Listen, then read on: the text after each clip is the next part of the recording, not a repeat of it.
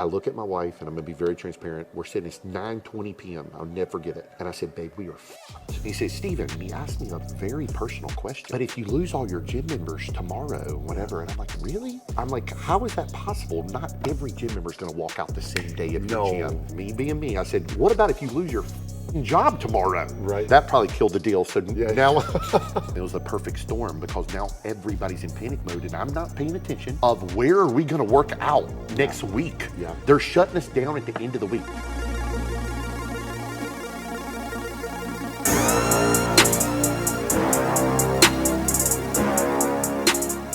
Welcome to the Shaw Strength Podcast. We are mobile today with Mr. Steven Harvalias. We are at Super Fitness new and used gym equipment. Got the tour, and now we're sitting down here with the man. And this is exciting, man. How you doing, brother? Brian, I appreciate you coming, brother. Yes. Thank you. Yeah. And I'm excited to be on the podcast. Yeah. So I'm here. Drill me. Yeah, absolutely, man. No, I feel like there's so much that we could talk about. Totally. Right? And there's so many angles. Like, in all fairness, we probably could do 5 of these and not even hit the same topic. But give me a little bit of background, right? Okay. Like going into business, growing up, and kind of where you were, because Super Fitness started in 2006. Correct. So from 2006, like, what led you to that point? Okay. And then kind of what was it like, at the beginning? Like, Okay. kind of paint that picture. Yeah, I've told you bits and pieces, but I tell everybody I was the 12-year-old chubby overweight kid. And that drove my passion for fitness.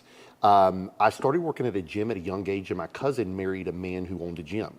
And so I, at a young age, said, I'm going to own a gym one day. Okay. And at that point in 2006, I had a motorcycle and about $10,000 to my name, and I'm working literally 3 jobs, trying to make it, and just trying to figure out. I grew up in the restaurant business, so I'm trying to figure out, I think, what am I going to do with my life? And how do I make money doing fitness as a passion? But you were into fitness. 100%. So you started working out around that 12, 13? Yes, started working out 12 years old, got bit by the bug of fitness. Love it. And at that point, I'm working out at a place called Edwards Fitness Zone, then started working there. Okay. And so I kind of learned the gym business organically by being around some older people. Yeah. And fell in love with it, but had no clue what gym equipment costed. Yeah. And so I finally said, I'm going to own a gym. Yeah. And I kid you not, basically how it happened, I'm competitive bodybuilding, but not like the high level standards at 18, 19, 20 years old. Yes. I was almost a transformation, then got bit by the bug of fitness.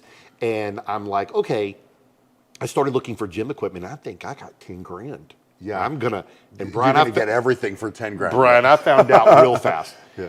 Well, the funny part about it was when I found a man who basically was selling his gym out to Gold's Gym.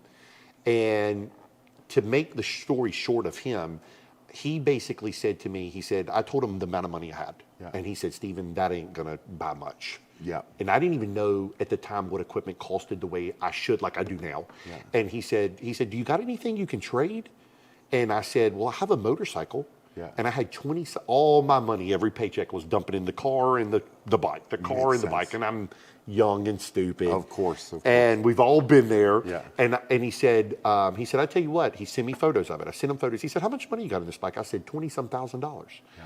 And it was all the truth. And he said, I tell you what, bring me that bike in your cash, and I'll trade you for the gym equipment, like with what the full bike's value is. But my equipment's not worth what it was new, but your bike's not worth what. So it's like very fair trade. So I started my gym, very limited budget with old Body Masters and Hammer Strength, because that's what the gym I grew up using. That's what I wanted. Yeah. And Brian, I'll never forget it. I drive to Georgia with the motorcycle trailer with my buddy's truck, barely affording the fuel. And I get there and we do this deal and I pick out my equipment. I'm so excited. He says, okay, well, I can get you a semi truck. It's going to be $1,500 back. Yeah. And I'm like, oh my God, I don't have enough money. Oh, for man. That.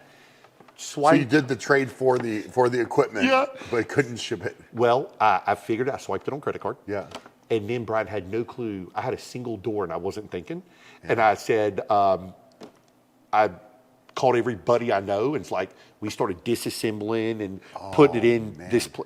Nightmare. Yeah. And I always tell people when I relive stories like this that a lot of people call and pick my brain. Yeah. Because I've been there. I've done this. I know what you're going through. I've taken every piece of equipment apart, and I'm not handy. Yeah. So I had to put the team in place to do this. And during that time at the end of 06, early 07 into 08, I'm struggling. Yeah. I'm a one-on-one training center, and I'm like, I'm going to do private membership. And this is when the economy, Brian, is turning to shit. Yeah, just kind of took that dump. Nobody's got money. All mom and pop gyms are closing. Yeah. And so I'll never forget it as long as I live. November, December hit, and my one-on-one training clients kind of stopped. They're like, Stephen, we got Christmas. We got to buy children's gifts. Yeah. We got to buy this. And so I'm barely paying the rent. Yeah. I'm working bartending, nightclub security, all these things for cash. Yes. To try to make ends meet. Yeah. And I'm like, crap, what do I do? And I kind of started selling like literally a piece of equipment here and there, Brian, to cover a bill. Oh, and wow. You know, I sold this piece for $400 to pay this power bill. Sure. And I wasn't really telling anybody exactly what I was doing. It was kind of by default. Yes. And people don't understand unless you've really been there. Yeah. And pride is a terrible thing, or can be a terrible thing. But part of me back then, my pride stood in my way that I didn't tell my parents. Okay. I didn't want no one to have pity for me. Yeah. I was so happy to own my own gym, but nobody realized inside I'm just crying. Of course. Because I'm like, I'm a failure. Yeah. I'm like, this is not working. You know, I tell people I robbed Peter to pay Paul for 10 years, struggle bus of gym. And so people, when they come to me and they're like, man, I want to own a gym. Yeah. I'm like, but do you want to own a gym? Yes. Will you live there, sleep there with no pay? Yeah. And if they answer me in a wrong way, I will literally tell them, look, it's probably not for you. Probably not for you. Yeah. I would love to take your money, but I'm telling you from the heart, don't do it. Yeah. And so during that time period, I'm struggling. The world's going to shit. Yeah. And there's two bays. One of them next door opens up to me. And I have in my brain that close down or go bigger. Because there was nothing, I know. There is nothing that I had this concept of 24/7. Yeah. I had heard of some bigger cities going 24/7. Yeah. And I had seen a few small gyms with like the old 1, 2, 3, 4 punch code on a door. Yeah. And they got 50 member private. Sure. So I'm like, I'm going to have 50 to 100 private members. Yeah. And I'm going to do key card access 24/7. I had done all this software like stuff, like I'd really done my homework on research. Okay. And even at the time, I'd spent so many hours on research of bodybuilding, biomechanics of equipment. In my brain, Brian, I'm going to be on that Mr. Olympia stage. Okay. That's what I'm going to be. Okay. I'm a full-blown bodybuilder walking around 270 to 280 pounds. Sure. But needed to be 320 because I'm 6'2". Sure. So I'm like, okay, I'm 10 pounds bigger this year. Next year, 10 pounds. Next year. Yeah. Well, until you walk around 285, yeah. and you know where I'm going with, because you're talking. Yeah. Until you've been big, you don't realize what it takes to be big. Oh yeah. The food, just everything. Yeah, yeah. Or you're walking around 285 and your legs are so big they're chafed. Your lower back hurts. Everything hurts. Your feet hurts. Yes. You're wearing comfortable shoes just to, you know. Oh yeah. Oh yeah. Yeah. And so, at that time though, my landlord, he was at the time low 80s, and I met up with him, and he said, Stephen, how are you doing? Yeah. And I said, Tom, I'm not doing good. Yeah. And he said, well, you called me. You want to take over the other space next door? Yeah. And I was like, well, Tom, I got this idea that to go bigger. Yeah. And he looks at me like I'm crazy, but he loved that belief I had in myself. Yeah. And so I even me now at 41, I love seeing a young hustler. Yeah. That's the guy I want to help. Ready to go. Ready to go. Yeah, yeah. Because I know you had to be like that at one time. Mm-hmm. Like, you can't pick that up, Brian. I'll show you I can pick that up. Oh, of course. That hunger. Yeah. And no money will make you have that hunger. No. I can't explain it, that drive. Like, I always tell somebody the most dangerous person in the room is the one that no one knows about. Yeah. It's hard when people know you Yes. because you mess up, they're critiquing On it. Yeah, you know. Yeah. And so he said, well, what do you have in mind, Steve? And I said, well, I'm going to do private membership, try to get 100 members. That will pay the mortgage or the rent. Yeah. And he's like, well, I like it. And he's a very multimillionaire, very successful businessman. And so he said, here's the key. No paperwork, no nothing. He said, when you open the door, start paying rent. No, like gave me the key. Wow. So I'm like, wow, well, guess what? I don't have enough equipment, Brian, to do it. Okay. So I'm like, okay, mom and pop gyms are going around everywhere. I've probably got saved up at the time because I'm struggling $2,000-$3,000. Okay. This is no lie. Back then, I have my first credit card machine. Yeah. I would swipe a credit card, $2,000 on my own machine, go to the bank the next day, 2 days later, whenever it cleared, get the cash out, almost like a cash advance, but on my own machine. Oh, wow. Okay. Okay, follow me? Yep. Brian is closing his mom and pop gym because the whole world is closing. Economy is terrible. Gas is shooting up to $4 and $5 a gallon. People don't remember how bad it was back then. It was not good. Yeah. I'm coming up at a time that's not good to open a business. But I'm too hard-headed to quit. And so they always say that the person who won't quit, I mean, like I'm just the type of person you'd have to kill me in order to make me stop. Yeah. But like I also give you the shirt off my back. Yeah. Like, you know, I try to be good in all aspects. And I said, okay, I'm finding your gym that you're closing, and I'm coming to buy 2 pieces at $500 a piece. I got $2,000 in my pocket. And I get there and you're like, hey, Steven, I've got these other pieces. You're interested? I'll give you a bulk deal. Yeah. You'll give me, okay, what will you take if I take all 5? I'll take 2,000. Okay, I buy all 5. I put them in my gym. Okay. And I got 3 leg extensions. I like these 2 better. I'm going to sell 1. And honestly, y'all, gym equipment started as a necessity just to fill up the gym. That's awesome. But I was nerded out about equipment. I loved it. It was like I would drive across country to get 1 or 2 pieces. And wouldn't even think twice. I'm borrowing my father's pickup truck and trailer. I had nothing at the time. And so a little bit of pocket and a drive that wouldn't quit. And I kind of used my bodybuilding mentality of like, I'm going to eat the meals. I'm going to do all that work that I would put into my bodybuilding. I started turning it towards business. Now I'm still competing. And so so Brian, it started, I'm like, okay, how do I sell this? This is how my first sell. 2003 or 4, our Gold's Gym was getting new ellipticals. And I'll never forget, they were doing a sale in-house and they said, hey, our Life Fitness ellipticals are for sale, $1,500. And these were online, I think at the time, like $5,200. And so there was nothing wrong with them. I used them every day for cardio. So I bought one and I put it in my house. And I had just got my own little townhome. And so when I opened the studio, I put that same elliptical years later in my thing. It was a full-blown commercial Life Fitness. One of the guys that was coming to my gym that we were training, he said, Steven, I love this elliptical. Will you get me one? He said, I'll buy this one.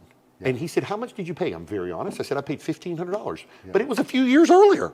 He said, Steven, I'll give you $1,500 right now. I was about to buy one for $5,000 plus shipping. Because, let me explain. At the time, Brian, when I started opening up, I'm doing all this work. I'm literally calling manufacturers, and nobody would work with me. They want to sell me the whole gym. They want to sell the $1 million sale, the $500,000 sale, whatever it is. Huge. But I want this piece of hammer, this piece of Body Master, this piece of Cybex, this piece of this. They don't want to help me. So I'm like, there's got to be a better way. How can I? Nobody wants to work with the little guy. Of course. And so I ended up selling the guy the elliptical. And now I wanted 2. So he paid me, and kind of the light bulb went off in my head. I'm like, wow, this stuff is kind of sought after. And nobody's doing it the way I thought it needed to be done. Absolutely. Like, my father's a small business owner, restaurant. So I'm like, my dad always said everybody's money's green. So I said, okay, I'm always been to help wanted to help the little guy. Now, don't get me wrong. People consider me big now, Yeah. but if the little old lady walks in, I'm the first to help her. Absolutely. And that's the way it should be. Yeah, for sure. Whether you're Brian Shaw, World's Strongest Man, or Brian Shaw, Stephen's friend. Like, I love Brian no matter if he ever won World's Strongest Man. Yeah, totally. I would be the same with you if you wasn't who you were. Yeah. And so that's the way I think the world should treat one another. Yeah. Well, during this time, so now I'm like looking for more equipment, and I'm going around, and Craigslist was huge back then. Yes, it was. And so I didn't know much about Craigslist, but I've always been good at marketing in the sense of like telling a good story. And I would literally, so I started posting the extra equipment that I was buying on Craigslist. And it started out 1 or 2 ads. And I would literally write a description of, hey, Brian Shaw's gym closed down. And I would tell the story of where the piece came from. Okay. I mean, I'm talking like a 2-paragraph detailed story. Yeah. That would take me 30 minutes to an hour to write sometimes. Okay. And I would wake up the next day, and I kid you guys not, I'd have 1 phone call, 2 phone calls, and sell a piece. Almost daily sometimes. But now there were days that I would be like, please, God, let me sell something. Yeah. And it started off as literally just that. Interesting. 2008, I'm still not doing good. Yeah. Because I don't have the money to buy the equipment. You know, Sure. People don't realize the amount of money something takes. Oh, it's absolutely huge. Okay, me and Brian have a plan right now. We're going to open up a new business. Yeah. That sounds great till Brian, it's going to cost us $250,000 each to get it off the ground. Yes. And then we might have to bleed for a year. That's a problem. Yes, if we don't have the money. Of course. And then of course. if we did have the initial investment, can we bleed? Yeah. Yeah. Can we bleed the payments to payroll, inventory, till we make some money, hopefully? Yes. Yeah, yeah. And so I met my wife, who was my girlfriend, in 2008. And she's like, what do you do? Yeah. So I'm working. Yeah. She thinks I own a gym, tanning salon, nightclub, bartend, Just all these things. everything. Yeah. But my main, even though I was a gym owner, my main thing I was doing was focused on the equipment. Okay. Because I was just I want to be bodybuilder. I Yeah. wanted the best shit for myself Of course. and my friends. Yeah, yeah. But I don't have the bankroll. Yeah. And so, everybody always looks, at like the now. Yeah. They don't remember the then. Yeah. And so Amber's like, God, you love this equipment. Why don't you do this for a living? Yeah. And that kind of stuck in my head, because sometimes a woman will see stuff we don't see. Yes. She'll also see something like maybe negative that we need to run from. Like, Yeah, you need of to get away course. from them. Of course. I'm sure you've So been through this. the with red you. flags. Red flag that me and you are oblivious. Yes. Yeah. And so she was like, hey, I really think this could be a viable business. I meet a man that says to me, hey, Stephen, he says, are you making money selling this equipment? Honest to God, I told you I sold the elliptical the same price I paid for it a few years later. Yeah. I was very thankful. I got to use that elliptical for my bodybuilding. And just no cost, really. Yeah. It was zero cost. Yeah. I hate to say this, if you can drive a Lamborghini, Ferrari, brand new Duramax, whatever you drive, Yeah. for free for 2-3 years, Not bad. who in the hell would not take that deal every day? Yes. So I was thankful for that. Yeah. He bought a piece of equipment from me, and I wasn't really making money selling gym equipment. Yeah. And he said to me, he said, Stephen, did you make any money on this piece? And I said, not really. And honestly, I felt bad making money on a piece of equipment that I used. Yeah. I don't know, it was in my brain. And he said, Stephen, I want to teach you something. He said, you saved me $3,100 on this piece. Yeah. I said, okay. He said, never feel bad. He said, I don't care if you made $1,000 on me. Yeah. You saved me $3,100. Totally. Yeah. And it kind of taught me some business sense. Yeah. Because I was coming from the restaurant business that you paid $7 from this meal, $10 for this meal, we made $2. Yeah. And we done X amount of people a day, and we made some money. Yeah. That's just that I had never been in sales. I had never been in anything like this. Yeah. So I didn't really know how it worked. And what I did not understand was the cost of doing business on a higher level, that it takes money, and you got to make money, because sometimes even though you're making money, you're shelling it right back out. You're not, because you got to buy inventory again. Of course. Yeah. So that kind of also sent a light bulb off in my head. So I'm like, okay, as I started growing a little bit, now I've got 20 pieces that turned into 50 pieces. Yeah. And I'm like, you know what? I'm going to make $100, $200 a piece. Yeah. And honest to goodness, I'm telling you, like, you're one of the first people on a podcast I've said this. I was so thankful to make that $100. Yeah. Like, I was so thankful because I was like, man, if I can sell one piece a day, $100. Yeah, that's pretty good. Yeah, That's $3 a month. Yeah. And I'm a 20-some-year-old kid, Yes. and I'm still working my other jobs. Yeah. Man, I'm killing it. Yes, and of course. I'm packing my gym full of equipment. And so me and you were talking about this earlier. Yeah. This is dating back almost 20 years ago. Yeah. The old equipment was being scrap metaled. Yeah. Which So is crazy nowadays. to think crazy. about. Yeah. Everything had turned to the new curvature equipment. Yeah. New curvature tubing, I mean. So I was picking up pieces for $300, selling them for $400. Yeah. In today's standards, Yes. this was a steal. Yes. I was picking up good body master pieces for $400, selling them for $500. Yeah. I have people still to this day that buy from me that bought some of that equipment back then. It's still in their gyms. That's awesome. And we joke about it. I'm like, damn, would you sell it back to me for $400? 500, yeah, yeah. 500, I mean, whatever the number. I'll take it, yeah. In fact, I'll double your money. I'll Yeah. pay $1,000. Yeah. We joke like Yes. that. Yeah. So one Craigslist ad, Brian, turned to 5 Craigslist ads that turned to 400. Wow. So I'm selling equipment. I've got ads running North Carolina, South Carolina, Georgia, Tennessee, like So kind of everything surrounding. surrounding me. Got it. We're meeting you pickup truck trailer.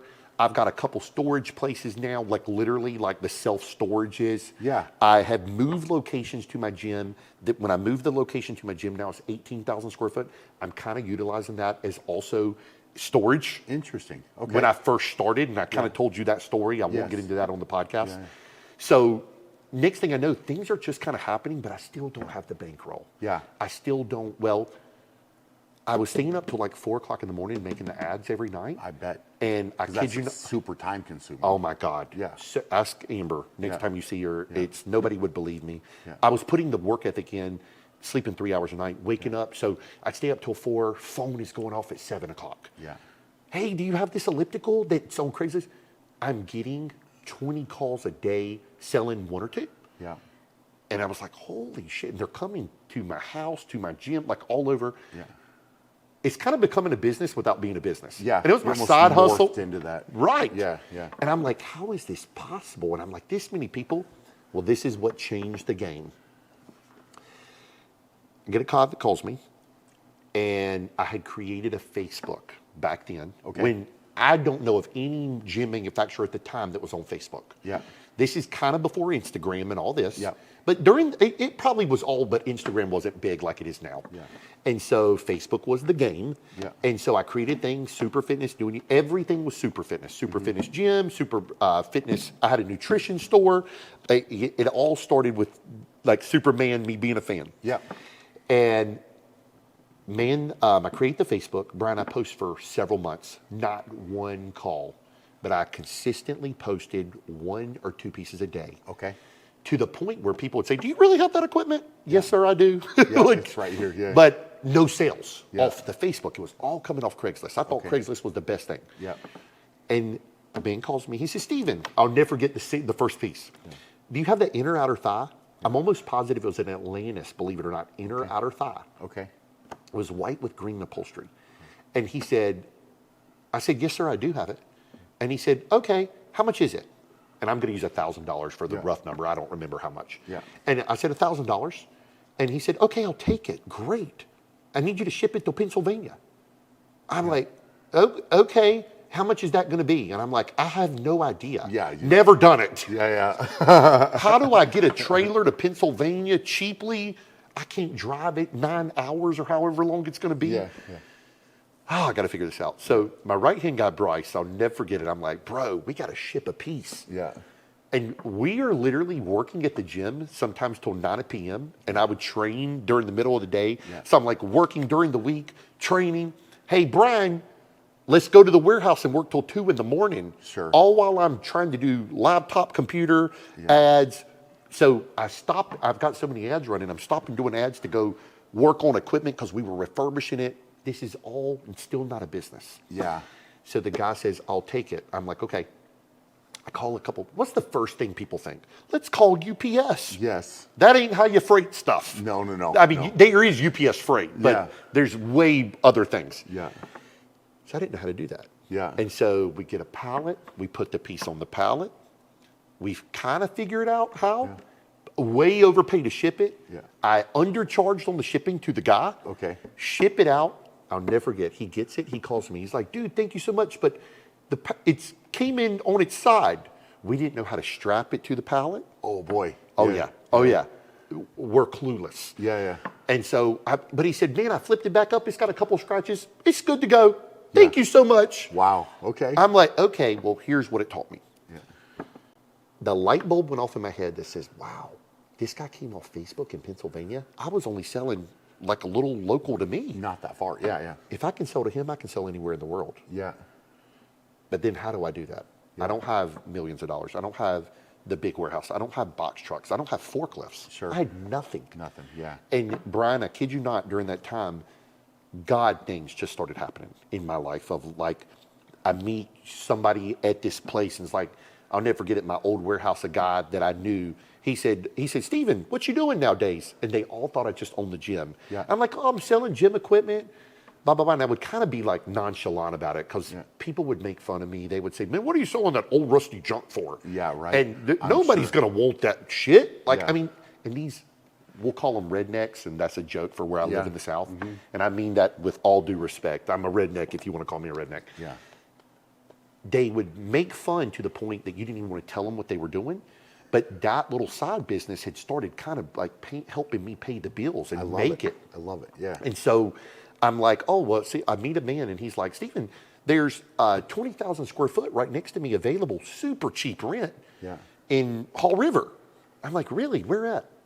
So at the time, I've got 3 or 4 different locations. Yeah. We're driving, Brian, if you came to me, we were driving here to here, little places. Sure. It's all I could afford. One of them $600 a month, another one $400 a month. Yeah.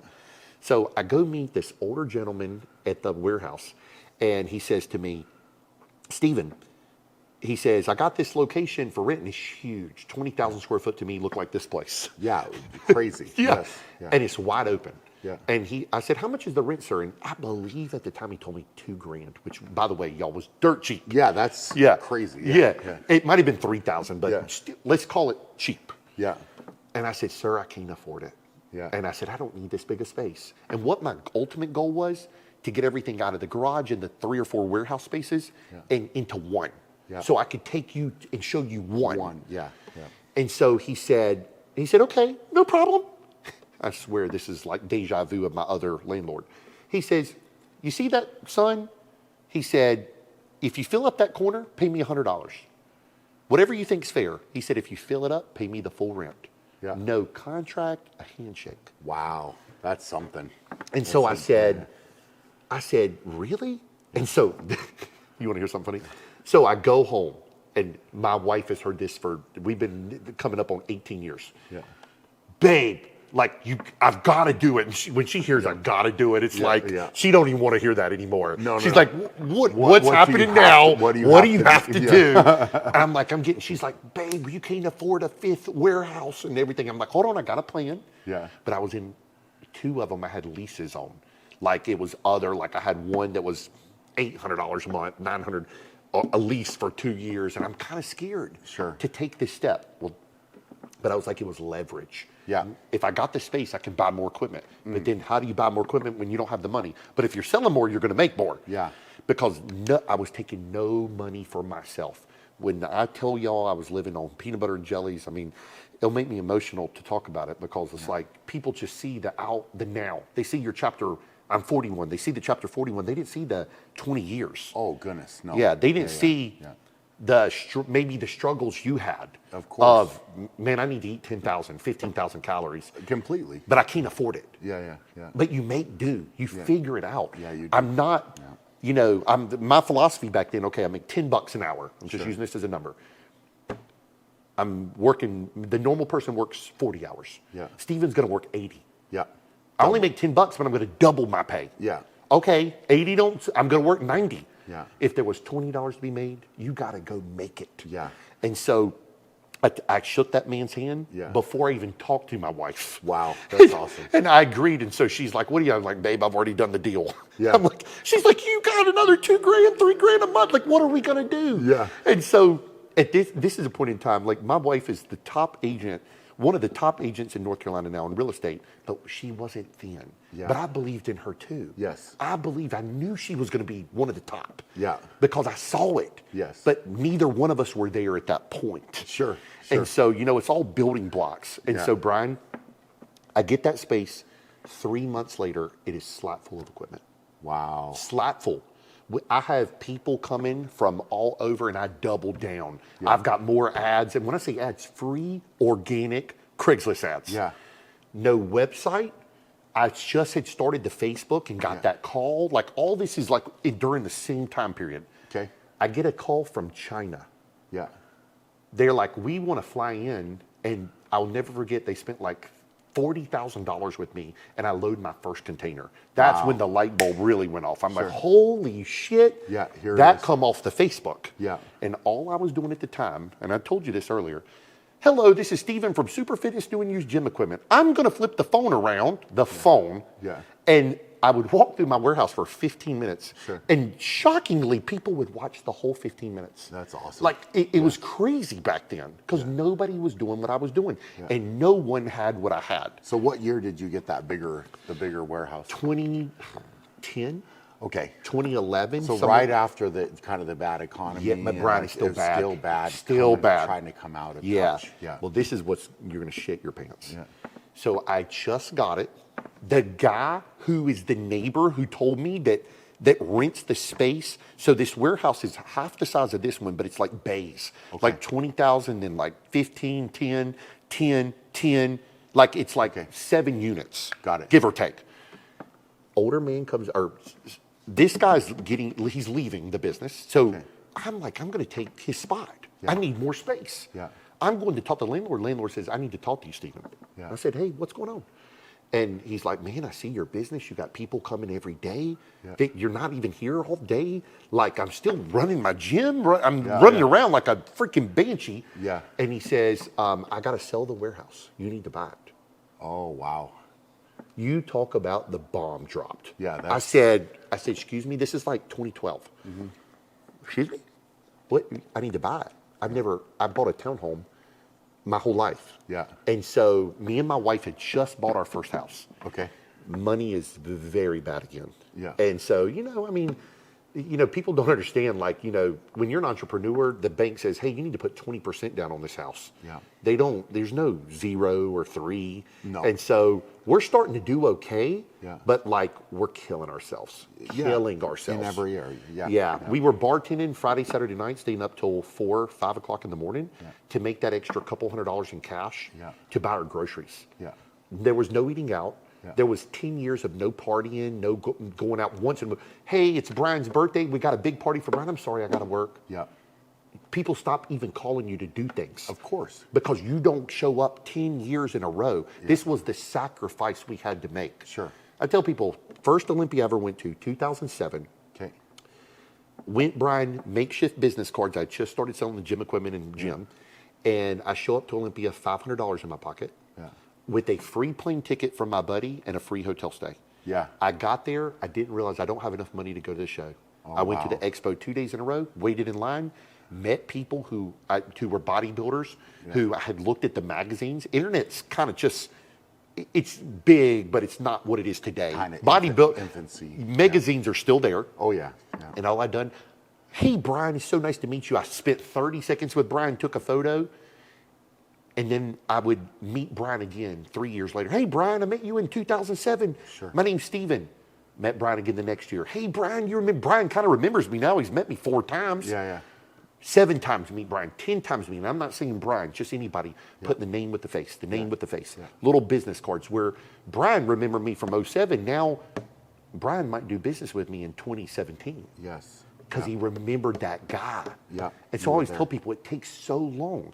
So I go home to Amber from the warehouse. Yeah. And I know I'm like all over the place, but yeah. I go home to Amber and I say, babe, we got to buy a warehouse. Yeah. She's like, what in the hell are you talking about? Right. We just purchased our house. Yeah. And I'm like, I know, but it's the opportunity of a lifetime. I got to do it. Yeah. It's here. Here it is. And Brian, I don't know how to do it. Yeah. So I call a friend. I said, who would give me a loan? I don't have the money to buy this warehouse. Yeah. I'm showing very little on credit, like on the money. Yeah. And so in profit, Yeah. because that's all they look at. Yeah. They look at weird things. And so anyways, he sends me to a guy who I didn't know. Yeah. And I said, to make this story, so right before this on our house, our own bank turned us down. We had to go to a more private place for me and Amber because we were entrepreneurs Yeah. and pay a % or two higher Yeah. to get our home loan. Yeah. So the bank wouldn't do it It's for me. people don't realize how hard it is when you're No. an entrepreneur to No. go do something like that. They make you jump through every hoop in the world. Every hoop Yeah. to still turn us down. Yeah.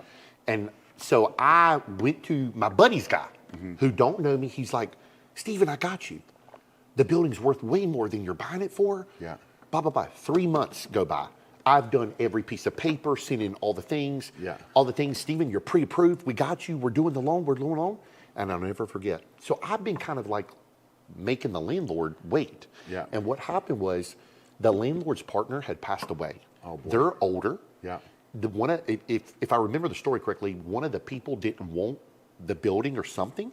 Okay. So you were kind of being forced to sell. Yeah. You didn't want to sell. Yeah. So you were doing me a solid by telling me to buy it because if he sold it to someone else, they're probably going to kick me out. Makes sense. Yeah, because I don't have a lease. It's just Yeah. like a month to month. Yeah. So this guy calls me that my buddy hooked me up with from the bank. And he says, Steven, and he asked me a very personal question, like, Yeah. but if you lose all your gym members tomorrow, whatever, and I'm like, really? Yeah. I'm like, how is that possible? Not every gym member is going to walk out the same day of No. your gym. Yeah. And I said, me being me, I said, what about if you lose your fucking job tomorrow? Right. And that probably killed the deal. So Yeah. now I was so heated. Yeah, and yeah. so I'm like, because I'm like, there's no way several hundred people are going to just leave my gym. No. But you could lose your job instantly and get replaced. Yeah. So I'm like alienated by being an entrepreneur Yeah. because I don't have a W-2 like you. Okay, no problem. Yeah. So now I'm defeated. I'm Yeah. like, my bank turned me down. I have nowhere to go. Yeah. And this is no lie. So I'll never forget it as long as I live. I walk in my bank again. So this is, I don't know how long later after Yeah. the fact. Let's call it a year. Okay. Not that long. Yeah. And I think he was the vice president at the time. I shut the door. Okay. Casual, me and him had kind of got into it, who I love him to death. Yeah. But we kind of got into it because I was upset that they turned us down for our home loans. Sure. And I said, look, man, I need to talk to you. He said, okay, what's up? And he was very understanding. He said, I need you to help me. Yeah. I said, I've got opportunity to buy this building, and it is a shithole at the time, my old Yeah. building. But I saw it was big. The bones were good. It Yeah. was like this. The building you're sitting in was a shithole. Yeah. It needed a huge, massive renovation. But I could see the vision. Yeah. And you couldn't build it for anywhere close to what you're buying it for. Sometimes you got to, my dad always told me you got to make chicken shit into chicken salad. Right. And that's At certain how, points, that's true, absolutely. man. Yes, it is. Especially if you don't have the bankroll. Yeah. So he said, okay, Steven, I'll come look at it with you. Yeah. We pull up and he says, Steven, are you sure? Yeah. We're walking. He's like, the ceiling's falling apart. This has happened. I'm telling you, I'm already here. Well, here's what the best part of the situation. The other parts of the building were full. Okay. So they could utilize the rent Yes. on my income. Oh, okay. Well, I had never Okay. thought about that. The other bank guy didn't say a word to me on that. yeah. So he's like, these people are paying rents. I'm like, yeah, it's been full. This building's been full. Yeah. And he said, you're paying rent. Yes. So the mortgage was not going to be that much more than the two rents that I was going to be paying. Okay. So I'm like, I'm already paying it. There's no way I can fail. Yeah. And so he pushed that loan through. Okay. Because I did not have the credentials Got to it. buy it. And like he kind of gave me that look like, Steven, don't fail me on this. Sure. And I was like, I mean, I gave my word. I was like, bro, Yeah. I will sleep in this some bitch. Yeah, yeah. If I have to. We're gonna make it We're work. going to make it. Yeah, I love that. And so next thing I know, business kept growing. And literally, Brian, 2019, I'm busting at the seams. Yeah. I had knee replacement November of 19, and I had made a deal to buy my Gold's Gym in my town, which was kind of my competition. Okay. And it's our old Gold's Gym. We have the Gold's Gym. We have Gold's Gym corporate now. Okay. Back then, our old Gold's Gym had turned to a place called The Edge. Got it. I got the call in October, and I had knee surgery in November that they were closing. So I made the deal to buy just the equipment. Yeah. Closing up. I'm pulling it out March of 2020. Okay. So I got this big gym closing, all while the world hears about a thing called COVID. Right. And so I'm under contract on the building that we're sitting in. Yeah. So a man had walked up to me in my gym and he said, Steven, I heard you're looking for more warehouse space. Yeah. 2019, I feel like I'm at the top. Yeah. I'm at the peak. You're growing everything. I'm growing. Yeah. I got the call yeah. shortly after to be sponsor the Olympia and do all these big things. I'm like, man, I'm not going to be a bodybuilder on stage. Yeah. But this is like my first time being really a part of Olympia was a big deal to me. 100%. Inside of me. Yes, yeah. It might not have meant shit to no one else, but yeah. to me. Yeah. And so because I always thought now I'm on stage in a different light. Yeah. I got bodybuilders walking up to me for mentorship. Right. Which means a lot to me. Yes. Because I would pick their brain on, man, how do I get big? Yeah. You're picking my brain on financials and success and sure. Cool, I'm here to help you. Absolutely. So he walks up to me 2 years prior in 2017 and says, Steven, I'm shutting down Copeland Mills. I got all these buildings for sale. I heard you're looking for a building. And I was like, yes, sir. I need a bigger, there again, no financials. I can't afford these multi-million-dollar buildings. Yeah. And so this building that we're sitting in, I told him, I said, what about the distribution center? Because I rode by here all the time. Okay. He's like, oh, that one we're selling to a friend.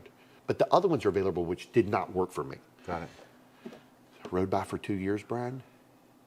Literally called and texted him out of the blue one day. He called me, 30 seconds later after the text. Yeah. This is 2019. This is why I'm telling you this before I tell you the next part. Yeah. And he says, Steven, that deal fell through. I sold the whole conglomerate to a guy in South Carolina who's pulling all the equipment, all the old mill equipment out of the buildings. Yeah. I said, okay. He said, what are you interested in the distribution center? Because that's the biggest one. Yeah. I said, I think so. Yeah. Yeah. I don't have a clue how much. Yeah. What the power bill is. I don't have a clue. Nothing. It is just in my brain and in my heart. And maybe God told me to text you that day. Yeah. No lie. You can ask my wife. Yeah.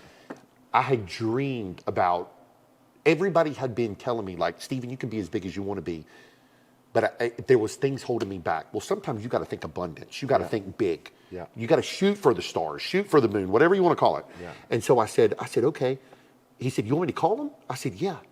So 5 minutes later, I get a phone call from South Carolina, this guy named Chip. He says, Steven, I heard you're interested in the thing. You know, I don't buy real estate. I had to buy this to get the deal. And he kind of does what I do with gym equipment. Okay.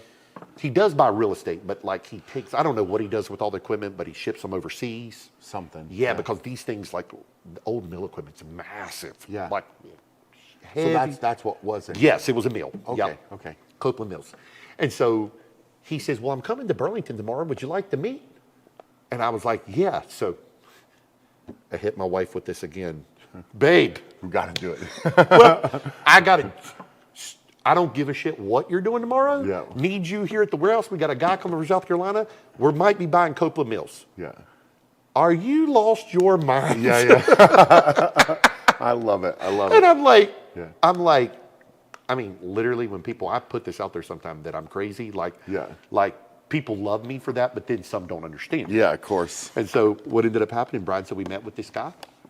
He tells us how much he wants for the building, which I have earthly no clue what it's worth, how much. Well, my wife does real estate, but she had never purchased something like this. Yeah. And here was the caveat. We had no idea what this thing was going to take to renovate. And I've told you a little bit of the stories. Yes. So this is what happened. So now I'm going back to the Gold's Gym deal and all that. So we go under contract on this warehouse, maybe let's call it September of 19. Okay. I had to do what's called a hard deposit. Okay. And that was, let's call it $100,000. Yeah. Significant, but not crazy amount. Yeah. Non-refundable. Yeah. Rent the building back. I think it was like 15, 20 grand, give or take. I can't even remember. Yeah. Not put a piece in here, but I can start renovations because you had to get your equipment out. So I had to he couldn't also close on it from a tax standpoint, get the equipment out. So he had to work it like that. And then I can buy it in a year, 6 months a year. Okay. We were going to close, Brian, mid-2020, give or take. Okay. So I go under contract to buy this Gold's Gym. I'm thinking I'm Big Willie. Yeah. I'm buying gyms all over the place, right? Yeah. I'm at what I considered the peak of my business at the time. Yeah. And then I had knee surgery, so I'm kind of down and out for a little bit. I thought, man, I'm Steven.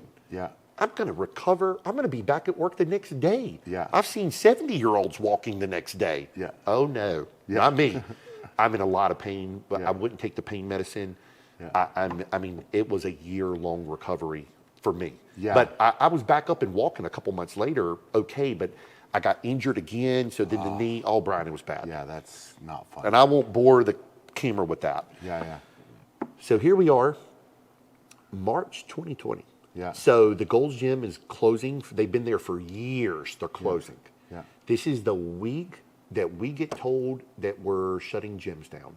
I am liquidating that gym. Yeah. So I've spent a lot of money on that gym, along with other gyms, trying to operate my business. And I'm now told my gym is going to be shutting down, and all gyms in the world shutting down. Yeah. And I'll never forget, it's 9 p.m. at night. I'm doing the gym extraction tomorrow at that Gold's Gym. We're starting it. Yeah. And I said, I look at my wife, and I'm going to be very transparent. We're sitting, it's 9:20 p.m. I'll never forget it.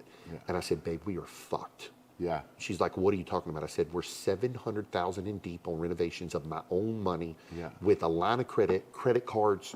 I said, everything from paint to everything was costing me way more money here. Yes. If you've ever renovated anything, It's wild, man. it's cost more than you think. Yeah, I mean, I can't imagine. And you guys can't see if you're watching the video of this. If you're listening, like the building we're sitting in is 100 and what did you say? 78. 178,000 square feet. Yeah. So to renovate that, like a lot of people would be like, oh, I'm going to renovate part of my house. Yeah. That's 500 square feet. Yeah, that's costs a lot. Yeah. So take that, just you can imagine the numbers are big. Yeah. So Yeah. bank accounts are very bad. Yeah. I'm gym equipment. I'm asset heavy. Cash flow almost negative. Yeah. Nobody sees that. They just see the truck you're driving. Of course. They just see the new warehouse and all. I always tell people, because I've always posted the good and bad. Yeah. I post 3 things: family, Yeah. motivation, Yeah. and just my life. But you'll never usually see me post the watch, the car, the shit like that. I just don't do that. Sure. It might be in the background. I'm wearing something. Sure. But that's just not my style. I'm very big on certain things. And so I look at my wife and I say, babe, we're fucked. And she's like, what are you talking about? I was like, they're going to shut us down. Who the hell is going to buy gym equipment? Yeah. I'm like, who's going to buy real estate? I said, I'm going to do something. She said, what are you going to do? I said, I'm going to make an ad on my personal Facebook right now, gym equipment liquidation sale, 9 a.m. tomorrow. She said, it's 9:30. We're at the dinner table late. I just got home from working my ass off. Yeah. And I'm like, I'm literally, so no lie, I'm at the table eating, posting on my personal Facebook, not on Instagram, nothing. Got it. Gold's Gym going out of business, sell Burlington, North Carolina, because I've got a big following around here. Yeah. Bars, $40. Plates, 50 cents. Yeah. Bench, $50. Yeah. I'm praying to God to just get my money back. Yeah. Well, it was a perfect storm, because now everybody's in panic mode, and I'm not paying attention of where are we going to work out next week. Yeah. They're shutting us down at the end of the week. So they're shutting us down on Friday, we were told, and this is Monday, Tuesday. Yeah. So the gym had been planning on shutting down for months. So this is it's crazy. This is the same week. Yeah.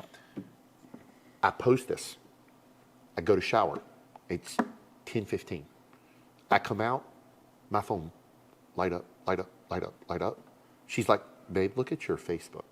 I'm like, holy shit, there's like 300 and some likes. Yeah. Comment, share. It's being shared 100 and some shares in 30 minutes Yeah. locally. But it's also being shared to like Greensboro, Charlotte, Winston, all. Everybody's, yeah. I'm getting text messages about this liquidation sale. Like, Steven, are you really selling this stuff that cheap? Like, I'm like, holy shit. I'm like, because what I was thinking, it was probably going to cost me $20,000 to move it. Okay. if I can cut some of those costs down. Yeah. This was that gym at the time. It was an old Harris Teeter grocery store. Yeah. It was probably 50,000 square feet. Okay. It was a big one. Yeah. But it was a lot of old equipment that I really didn't want. Yeah. So I'd done it partly to help the gym owner out, partly to, it's kind of, I used to work out there. It's a lot of reasons. Sure. Yeah. So I said, I'm like, babe, holy shit, a lot of people might show up. I was literally hoping y'all to have 10, 20 people and help cover cost of like extraction. Sure. Okay, I wake up in the morning. This thing has went viral. I show up there at early. We're going to open the doors at 9 a.m. is what the ad said. I show up at like 8:20. There's 100 cars in the parking lot. You can ask my men. Yeah. I literally am standing inside. There's like a crowd of people watching me. Some people I know. The fire department there is there. The police department is there to buy equipment. Wow. I'm like, what in the hell is going on? We are not set up. We have no credit cards. So here's the beautiful thing. My own gym is through the parking lot. We've got credit card terminals. Yeah, yeah. Now, that ain't the way to run a business, but at the time, I mean, we were in the middle of COVID. Yeah, you're just trying to figure it Well, out. I'm like, let's run the shit however we can do it. Yeah, just I'll make it pay the happen. tax through the business of the gym. whatever. We'll figure it out. Yeah, yeah, yeah. I'm just grateful. Yeah. We liquidate 3/4 of that gym Okay. the first day. Yeah. So as the gym, as I'm finishing liquidating and they're shutting down gyms at the end of the week, I'm like, well, that worked out good. I'm like, I'm going to change the liquidation sale to the warehouse address. Yeah. And I'm going to put this some bitch all over line. Yeah. Well, Brian, it was the perfect storm, and let me explain to you why. I was thinking about that, but I'm like, okay, locally this worked. Yeah. But I don't know what's going to happen. So I'm still kind of bummed out. I didn't really make a ton of money off that sale because of selling stuff so cheap, just praying to God, but I was so grateful. Yeah. And this is when it hit me. I'm coming to my old warehouse, and we're in the middle of the country. Okay. And there's a big downhill and uphill. And I'm in a foul mood that day. I remember perfectly. It's first thing in the morning. And I'm like thinking like, just so everybody knows, my son at the time was almost 2 and my daughter is 1. Yeah. So I'm thinking, man, I got a wife who's going to be out of work. I've got multi-millions hanging over my head. Yeah. That nobody knows really, that I don't own this, but here's what was fearful. Yeah. Am I going to lose the building and Yeah. all the money you've invested? all the money is gone? Yeah. Because it's non-refundable. Yeah. I've upfitted your building now because I don't technically own it. Yeah. What's going to happen? How am I going to pay my bills? How am I going to do this? How's my parents? I'm thinking all the things. Of course. Yeah. And until somebody's been in this situation, you don't understand. Nope. And Brian, I'm coming down the hill, and as I come up the hill, and I can see I'm in a traffic jam in the middle of the country. Yeah. I'm like, what in the hell? And I'm irritated. I'm like, yeah. I'm like, really? A traffic jam, I keep creeping up the hill, and I look to the left, and it gets me emotional every time because I'm like, and they're pulling at my warehouse. That's awesome. Brian, there's people there coming from Texas, Ohio, New York, New Jersey. 300 to 500 people every day coming from all across. And let me tell y'all what it was. It wasn't any ads. I thought, I'm like, is this many people came from Burlington, North Carolina? Yeah, yeah. No, sir. Yeah. The gym owners who I'd sold to for 15 years, how many ever years. Yeah. The gym owners had literally, people were in panic mode. Yeah.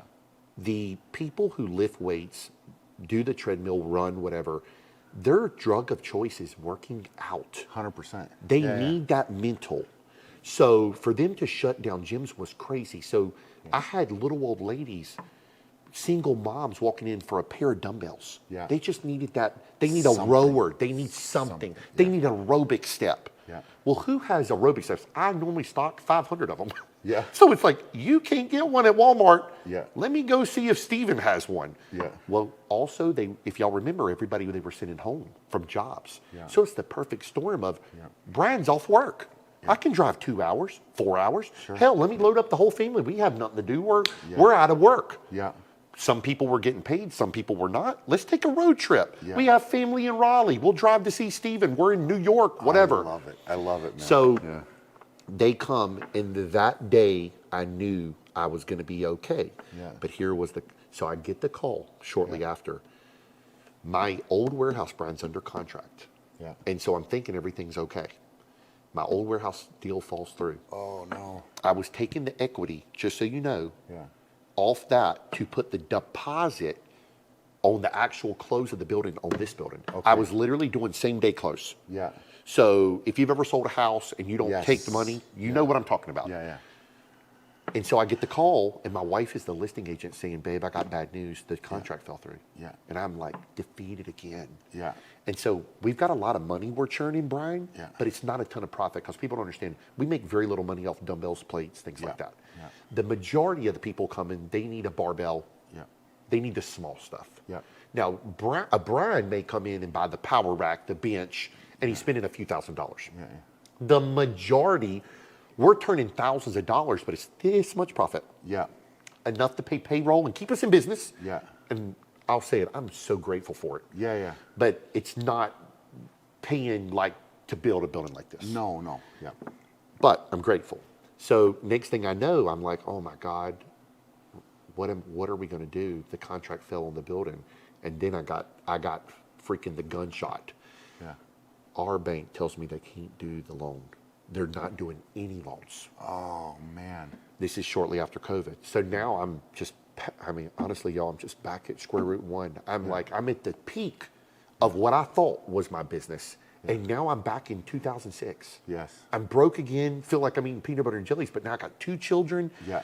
But when a man, and me and you've talked about this, when a man has kids Yeah. and you have a bigger purpose, my whole life changed from bodybuilding to business and kids. Yes. My life changed from being the crazy Steven to being the good man. My life changed from being the dude that would drive a motorcycle 180 mile an hour to be like, you know what, if I hit a rock in that road, Sophia needs a daddy. Yes. I'll still be crazy in a sense, but like I'm a smart crazy. Yeah. I'm not going to do stupid shit that Steven would have done at 22. Fair enough. And, you know, I think that just comes with age. Yeah. And so I'll never forget it. A couple months goes by, and I'm like, you know, my wife just kept saying, you know, God will take care of us, you know. I'm doing a different ad every night, Brian, on Facebook, mainly Facebook, because I wasn't big on Instagram then. Yeah. Mainly Facebook, being like, hey, super fitness sale. I have literally called every manufacturer that I know to get plates. I'm overpaying for equipment just to make sure, because I knew if you came for plate and needed a bar, if you're probably not buying, if you can't get them both, why would you buy the plate? Yeah.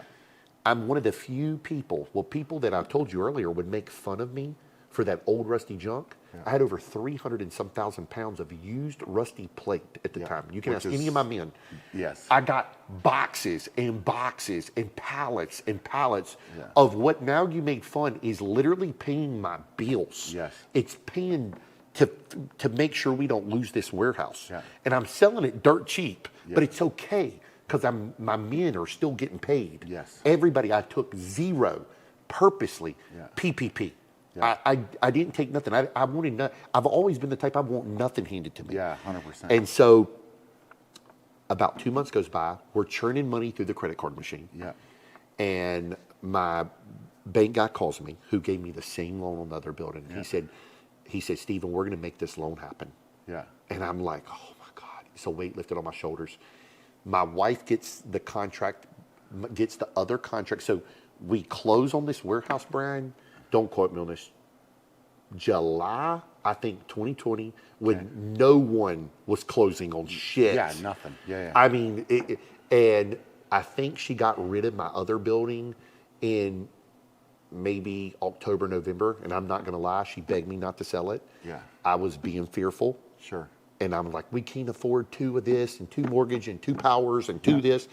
And the funny thing is, real estate skyrocketed, just so everybody knows. Yeah. Shortly after that, I should have kept the other building and then sold it. Sure, that would have been better. If all of us had a crystal ball on what to do, when to do it. Hindsight's 2020. I told you earlier, if I had all the old equipment that I sold for $400, oh yeah, that's now selling for $4,000. Yes.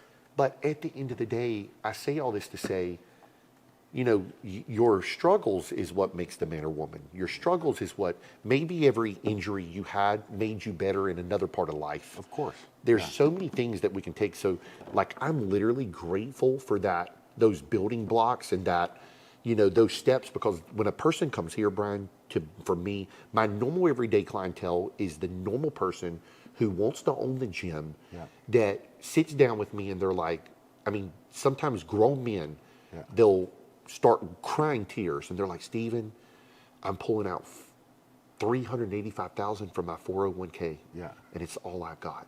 Yeah. And I'm like, you're putting it all to open a gym? Yeah. Yeah, and you're my guy. Yeah. And let me explain to everybody something, money aside, that Yeah. puts so much stress on me Yeah. that I'm like, because I cannot make Brian succeed. Yeah. I can give him the tools. I can tell him what equipment to buy. I can help him save money on this. Hey, buy this piece because this is going to bring people. Sure. But I cannot guarantee your success. Yeah. Yeah. But I take it to heart, anyone I work with. Yeah. And I think that's what separates me from just a sales rep or someone else, because Absolutely. Yeah. I truly care. Not that they don't care, Yeah. but I take this shit serious because of my struggles I've been through. When I was eating peanut butter and jelly, I know what it's like to fail, to feel like a failure. But then I always tell people, those failures, those struggles, led me to be able to help so many people. I have built gyms in other countries, all over. And then, like, even for you to be here right now, like, I remember watching you before I even knew before you knew who I was. Yeah. Like, that is a win to me, because it's like, not only do I love you as a person, but it's like, at the end of the day, to see what you've been through, to see, I know from you telling me years ago, some of the struggles you've been through, from you starting out, financial struggles, or, people don't know what it's like, Brian, that haven't done the reps, and I call it the reps, but they haven't done the business of anything. Hey, Brian, I want to be world's strongest man. Do you? Yeah. Like, do you? Sure. Like, do you deep down? Oh, I want to be Mr. Olympia. Okay, do you want to put 10, 15, 20 years of hardcore training, never missing a meal, doing the cardio? Because if you talk to a Jay Cutler, a Ronnie Coleman, anybody, I'm assuming world, strongest man, same thing, they were machines. Yeah, of course. They are tunnel vision. Yeah.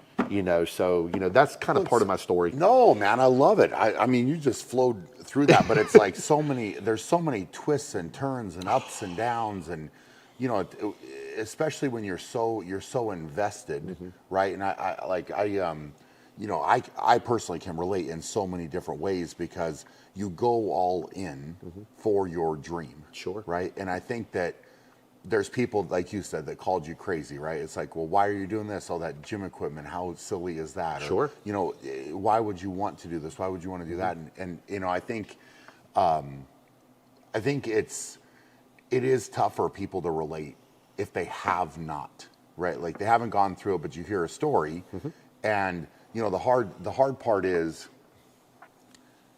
the level that you're at now, right? Like, all of that story is what led you to being where you are right now, right? But somebody walks through the door right now, or pulls up to the building now, and then they walk in and they see this, they don't see any of that. Oh, I know. Right? Yep. And so, it's one of the things that, for me, it's like you maybe made the comment, like, okay, this is you at your current age and your current level, right? And everybody's like, oh, okay, well, and the comment must be nice, right?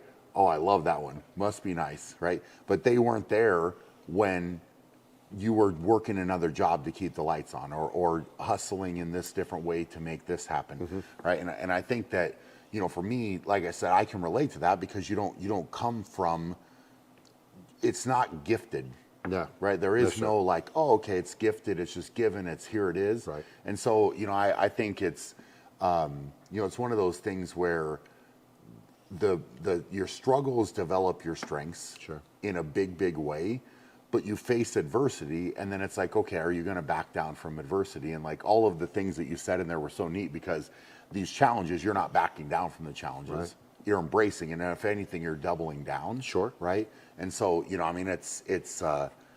I could list so many examples of like, okay, well, there were these moments where you're just sitting with your wife and you're like, I don't know.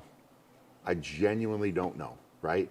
Like, and this goes back for us. I remember, back, I'll just give one example, but like, it was probably 2014, 15, it's kind of one of these things where like, at that point I was established. I'd won World's Strongest Man a couple times. Oh yeah, I watched you back know, then. whatever. But the way that things were set up for me at that time, it was very heavy sponsorship, endorsement type of stuff, right?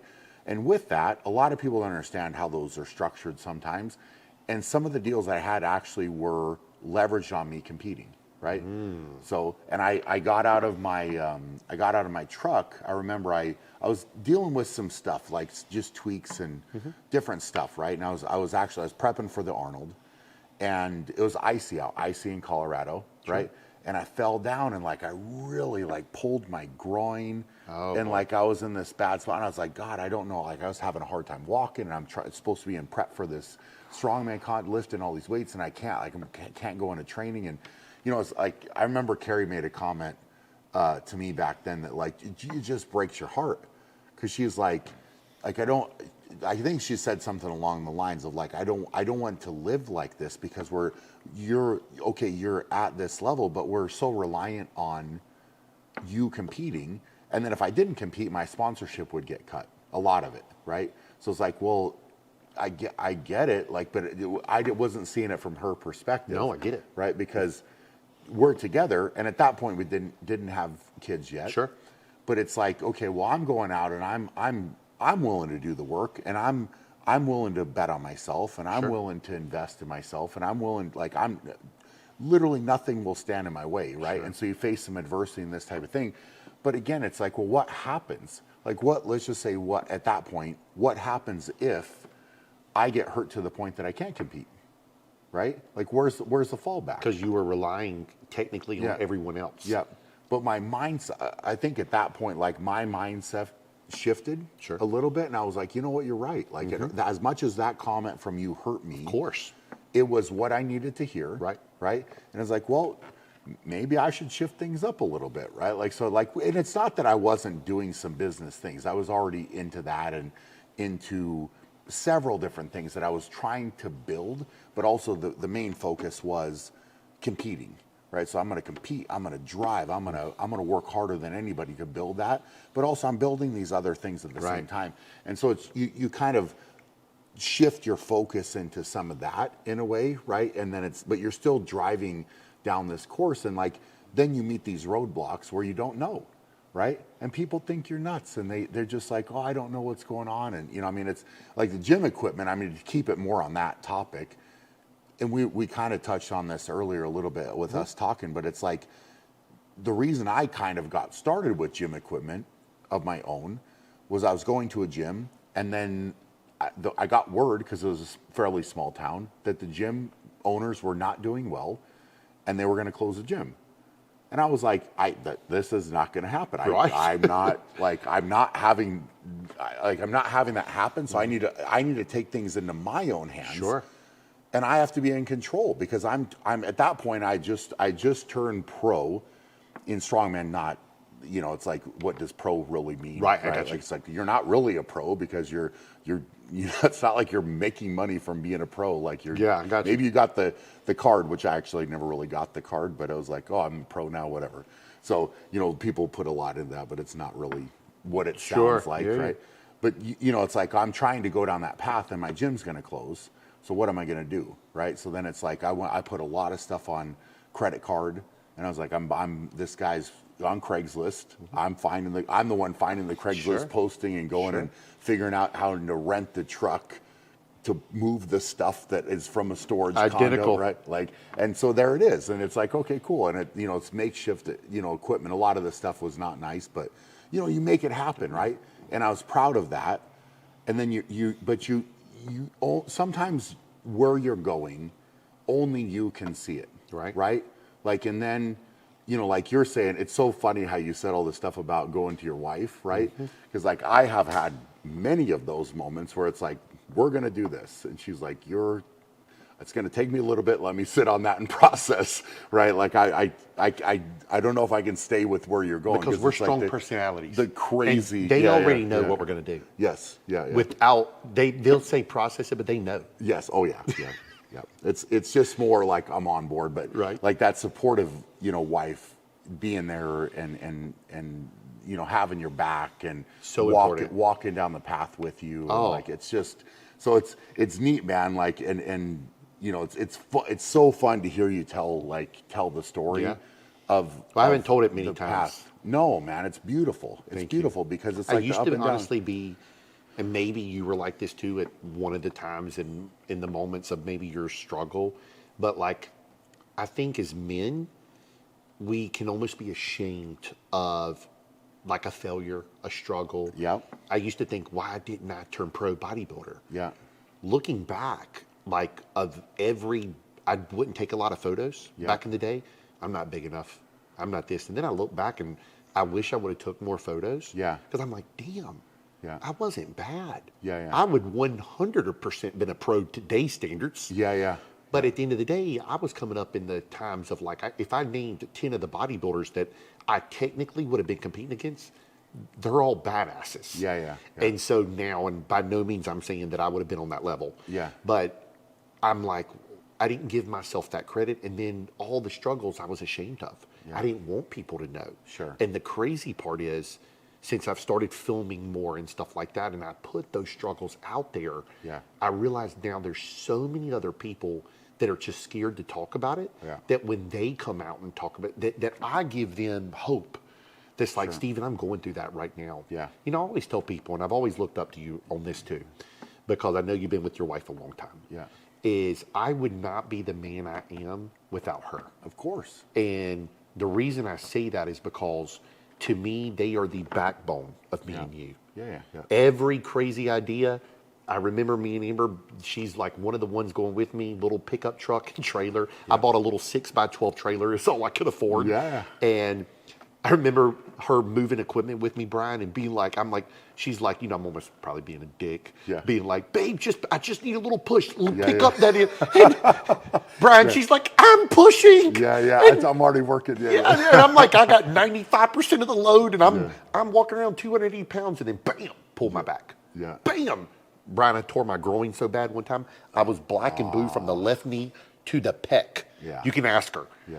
And I remember, and so, I made a funny video about this the other day. It's like the amount of things I have torn or hurt on my body. Yeah. And she would always say, like, I told you, Steven. Yeah, yeah. And it's like, I know I should have listened and things like that. But at the end of the day, all those times of struggle, who was right there? Who was cooking those meals? Who was, if we were eating peanut butter and jelly, she was eating peanut butter and jelly. Yeah. Like, hey, I'll swipe my credit card. Yeah. I remember having $55,000 when I was opening that gym, when I'd done the bike, of credit card debt. And some of those credit cards were, 19, 20%. Which is nuts. And Brian, I remember sometimes just laying in bed thinking, what am I going to do? How am I going to pay it? Yeah. And I'm praying to God that a personal training client pays me tomorrow. We're on session 11. Sure. They pay me on 12. Yes. Please let them pay me. Don't let them hold off another day. Yeah. I got to go run to Duke Power. And we would take cash back then. Yeah. That was a big deal. And we'd go to actual Duke Power and pay the power bill. Yeah. And this is why I always tell people, like, and I'm sure you're the same way, I never take for granted anymore. It's really much harder for me now to go buy something for myself. Yeah. Now, I'll buy for my children, her. Yeah. I'll buy everybody's dinner. Yeah. Every time. Yeah. I don't think twice. But for me now, don't get me wrong. A lot of times it's my wife pushing me to be like, Steven, no, you go buy that. Yeah. Like my pickup truck, I have a nice SUV. Yes. We rode in it. Yeah. But my pickup truck's a 2017. It's got 39,000 miles on it. It's a very nice pickup truck, Duramax diesel. That's what I drive 90% of the time. Yeah. I'm like, she has told me for 3-4 years, hey, we need to go get another truck. I'm like, babe, I'm good. Yeah. Like, I've become. I'm all right. Yeah. Everybody picks around with me because 90% of the time I'm in a tank top. Yeah. And like I'm in my little super fitness shirt with some Under Armour shorts on and some Brooks tennis shoes. Yeah. I couldn't tell you how many pair of nice shoes. Yeah. And you'll usually only see me in those Yeah. at like a special occasion. Olympia's one of them. Yeah. Because I typically dress up there. That's it. Yeah. If I'm in gym clothes every day because I'm comfortable in that. Yeah. I even commented when me and you were together at Olympia, like, you know what, I need to wear a comfortable pair of shoes. These things are effing killing me. Yeah, yeah. Tell you what, as many people want to comment about me wearing Jordans with the suit, I love man. it. Yeah, yeah. I'll rock that. I don't even care. I love it. I You love can say it. what you want, Yeah, man. dude. I love it. It's I mean, I love that. And you know what I would say is, you know, as a man, the woman you choose as your wife can make you or break you. Couldn't agree more. Make your break. And I'm sure you've seen, you know, friends, different guys that have chosen the wrong woman, and it has broke them, right? Like in a different way. I've always, Brian, people will come up to me, and you know, I've talked about this with a lot of men. You know, there's a lot of people in our industry, Yeah, that I find very good people, and I try to be neutral with everybody. If this guy don't like this guy, like if Brian's my friend and this guy don't like Brian, I'm still Brian's friend. Yeah. I don't give a shit. yeah, But I also am one of them guys, like right now as dudes. sure. If y'all right now said, man, Steven, our wives are not here. We're in North Carolina. Yeah. You know, let's go to the strip club tonight. I'm like, guys, I'm sorry. I won't tell you not to or anything like that. Yeah. I would say something of like, Brian, that's not my deal. You Of know, course. y'all should probably go back to the hotel. Couldn't agree. Yeah, couldn't agree more. But that's just not my thing. Yeah. And because I always tell people this, when I started walking a straight line in life, Yeah, like I give you a prime example. This is recently with my son, and just how my mind thinks. And people like, I truly don't think you build something like I've built by doing wrong. Now, don't get me wrong. We're not perfect. Sure. We messed up a shipment the other day. Yeah. The truck driver messed it up. I called the guy apologizing. Yeah. And he was super cool. I was so thankful. Yeah. But I'm like, buddy, I'm going to do something for you. Y'all, you don't have to. I'm like, man, that's just me. Yeah. I'm like, you know, we messed up. And it was like, it's a long story. Sure. But I always tell people, I'm like, listen, when I started walking the straight line, me and my son went to Lowe's. This is maybe 2 or 3 weeks ago. Yeah. And I needed salt. I live in the country, and we got a salt filtration system. Yeah, yeah. And so I told there was an older lady checking us out, and it's all like self-checkout now at Lowe's. And so she's like scanning. I had like, I thought 12 to 13 bags. I said, ma'am, please count them. Yeah. I said, Manny was putting one in as I was putting 3 bags. They're 40 pounds a piece. Yeah, yeah. And so he's putting, so I wasn't like counting, and I said, please count them. And she says, oh, honey, you have 12. I remember her telling me. Yeah. And so I paid for the bag, swiped it, went out to the truck, I load. Damn, there's 13. Yeah. And I got my son sitting, and he's like, Daddy, there's 13. Like, my son's super smart. Yeah. And I'm like, okay, dude, I didn't steal it. Yeah. She counted wrong. Yeah. But I'm like, what am I teaching my son? 100%. And so couldn't agree more. Yeah. and I'm like, oh, I'm fighting it. And the 20 year ago Steven might have just left and wouldn't have thought I didn't steal it. Yeah. You know what I'm saying? Because Yeah.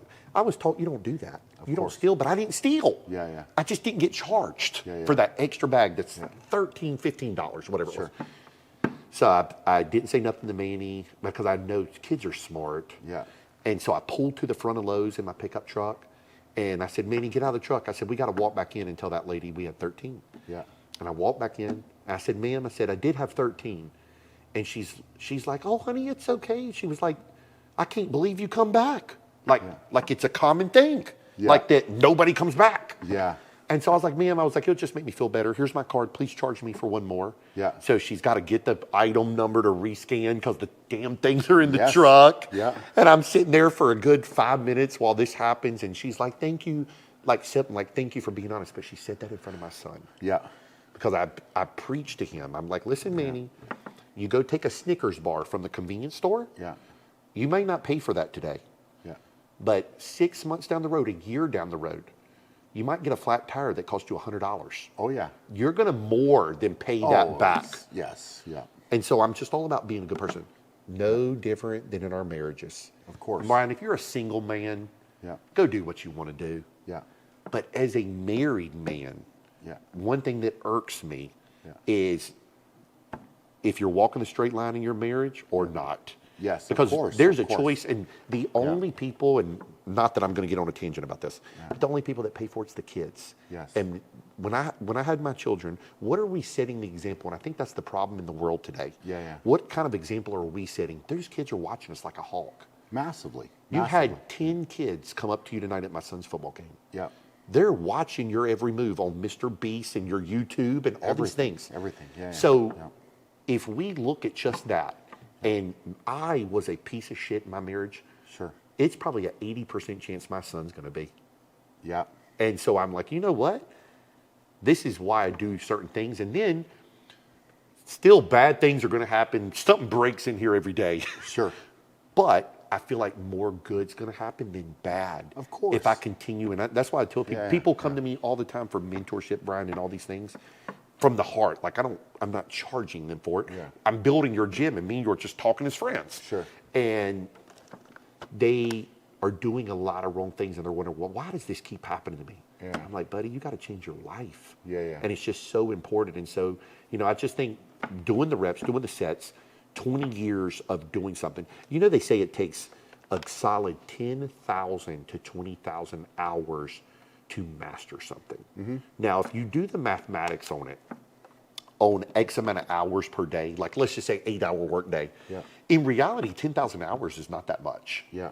But if you really think how long me and you've been lifting weights, we've put in a lot of hours, Brad. A lot. And then if you take the research that I've done for not just lifting weights, but researching gym equipment, the biomechanics of gym equipment or whatever, I would hate to know truly from 12 years old of reading magazines, how many hours I put in A lot. for almost 30 years. A lot. Yeah. A lot. Yeah. It's a large number. A large number. So Yeah, it's like, it's one of those things I think that people just literally, they misunderstand what it takes to be world's strongest man, what it takes to do what I do. I told somebody this the other day, I said, look, you could have $10 million, $20 million and go buy all the gym equipment you could find. Yeah.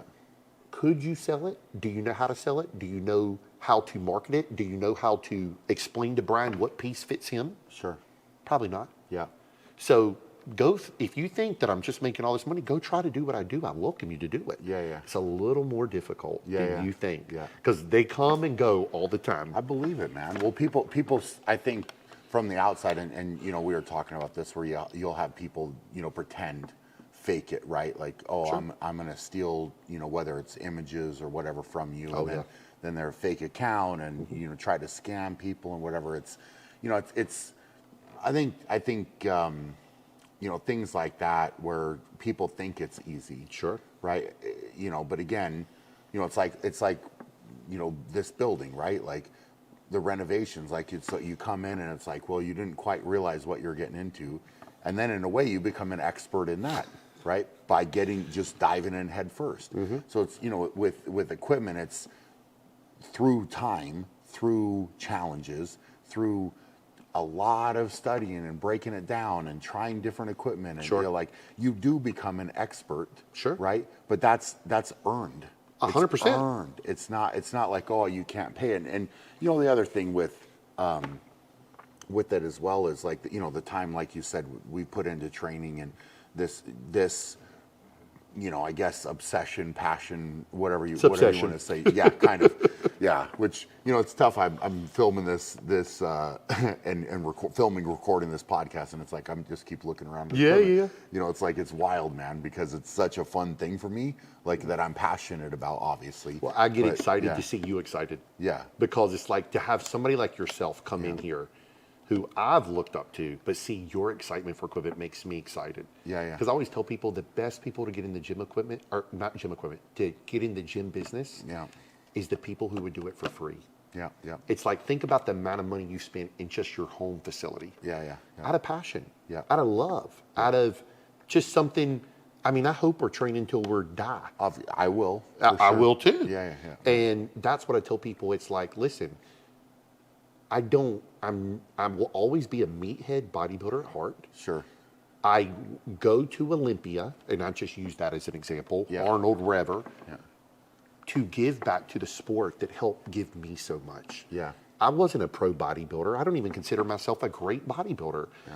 But I met so many connections over the past 20 years that, like, people ask me all the time, like, how do I know Brian Shaw? And how do I know this bodybuilder? How do I know this? And I'm like, well, this guy gave this guy my number that then connected us, and we've been friends since 2014.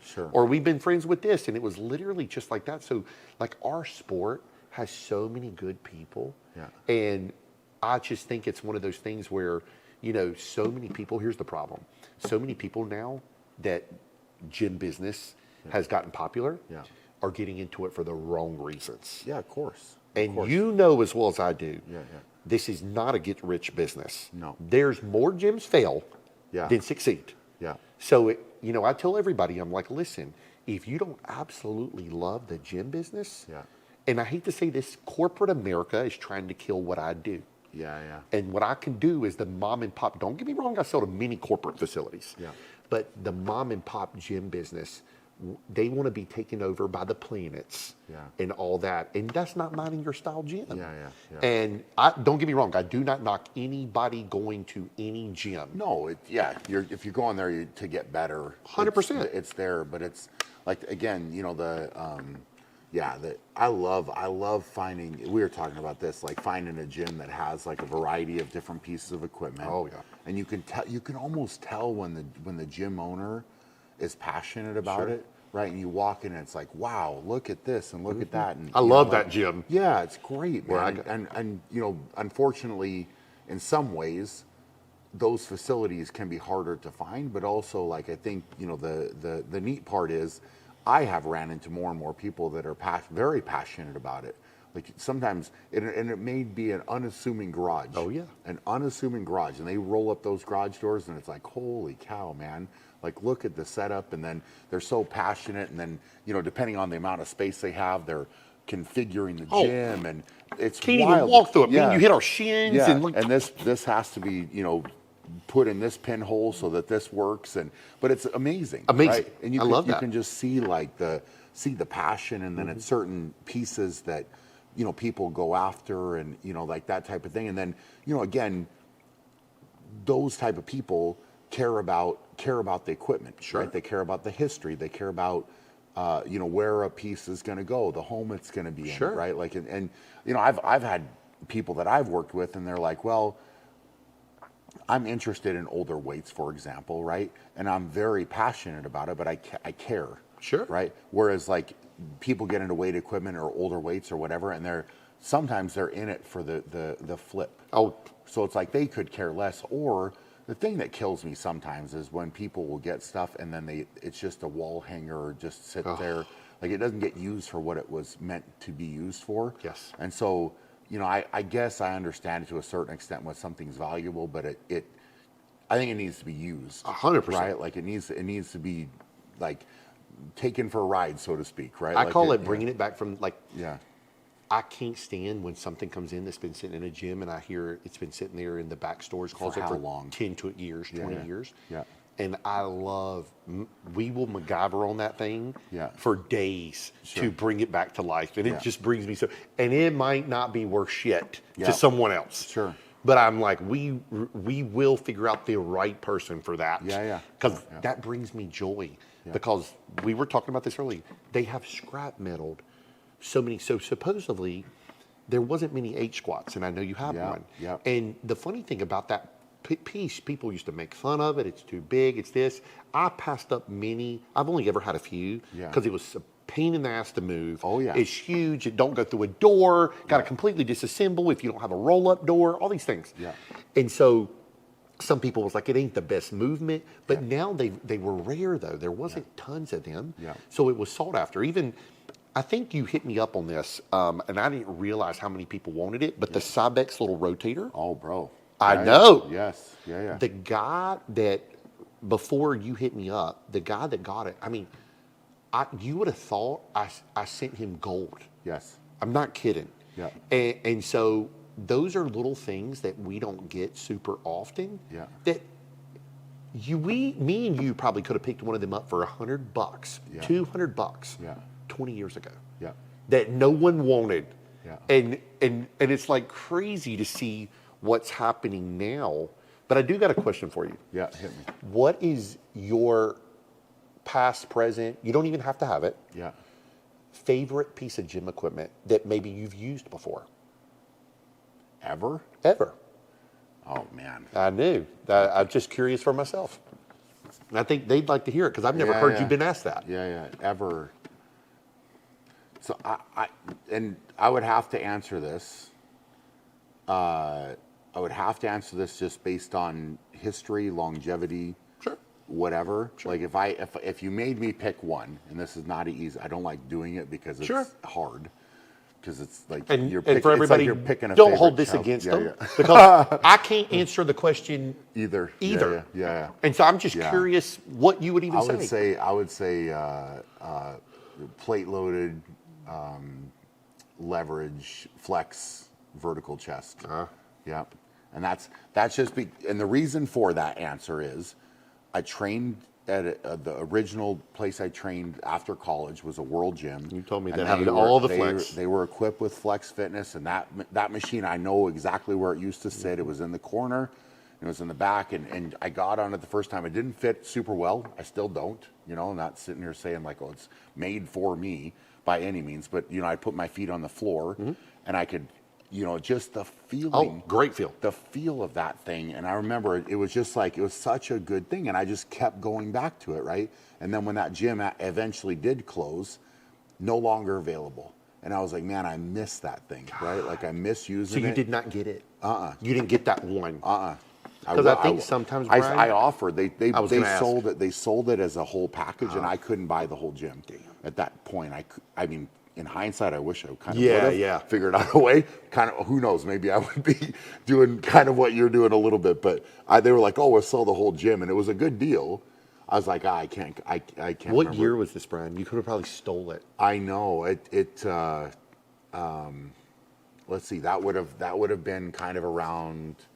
I guess probably around that kind of 2007, 2008. You could have stole it. I know. It was a good price. I knew it was a good price because I think it was like the entire gym. You probably was had like, no place to put it. Like $50,000 or something. Yeah, you probably had no place to put it though. Yeah, I didn't. Yeah, that's 100%. the biggest problem Yeah.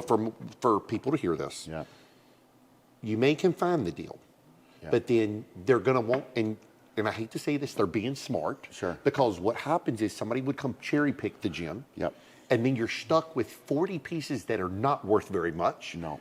Well, then what are you going to, you actually going to make less money on that because where are you going to put them? No, yep. And so it's better to sell like that, but I wish you would have bought that for the simple. And I always tell people this. Well, now hindsight's 2020. I wish I would have too. Yeah. I always tell somebody, it's always something, and without me knowing, I knew you were going to say something like that, and I'll tell you how. Yeah. It always dates back to usually when I ask that question. Yeah. And I don't ask many people. Yeah. I always ask somebody like Brian. Yeah. Because it always usually dates back to something that we used in our young age. Yep. Because it's a little sentimental. Of course. I'll tell you this, and I made a video not long about it, and I could not find one. I grew up using the Body Masters PS300 squat. Okay. And it become kind of rare. It's Yeah. not something that's crazy expensive or something like that, but kind of hard to find. Yeah. And if you do find them, they're typically the handles broke. Yeah.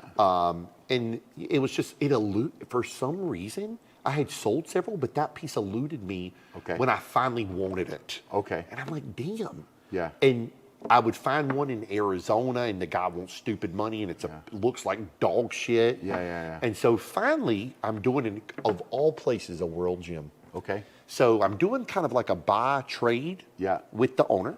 And he says, Steven, I've got this old Body Master, it's broke.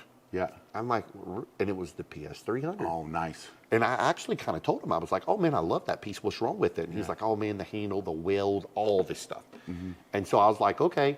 So we end up getting it. Yeah. And we take it to a fabricator and have to literally remake the whole weld. And then I went down the rabbit hole. Yeah. So I paid quite a bit for the piece on trade. Sure. Got this fabricated. Now we're going to do a whole powder coat, new stickers and everything. Brian, it's still sitting in the back. Okay. And it's mine that I have no place to put it in either home gym or big gym. Oh, wow. I'm going to figure it out. Okay, I would hope so. Yeah. But let me tell y'all, it's what helped me build my legs. Yeah. And that piece will always be sentimental to me. Because of that. And don't get me wrong, there's many better pieces than that. Yeah. But that piece I always fall back to. Yeah. So if I had 10 squats right beside each other, I'm probably going to pick that one or two just because I know it, I love it. Yeah. And I know it sounds crazy. It's got that value. It's got that value to me. Yeah. And so, it's cool to hear that story. Yeah, man. That one or the second would be a seated row. So my and I actually, like, along the same time when I got that gym, I bought this piece, and I bought it out of a guy's garage, and I've never seen another one like it ever. It's a double stack seated row. Oh, wow. That apparently the guy told me came out of the University of Colorado, right? But so it was gold. Okay. I painted it black because I was like, I don't want it to be gold. I want it to be black, right? What brand? It doesn't have a brand.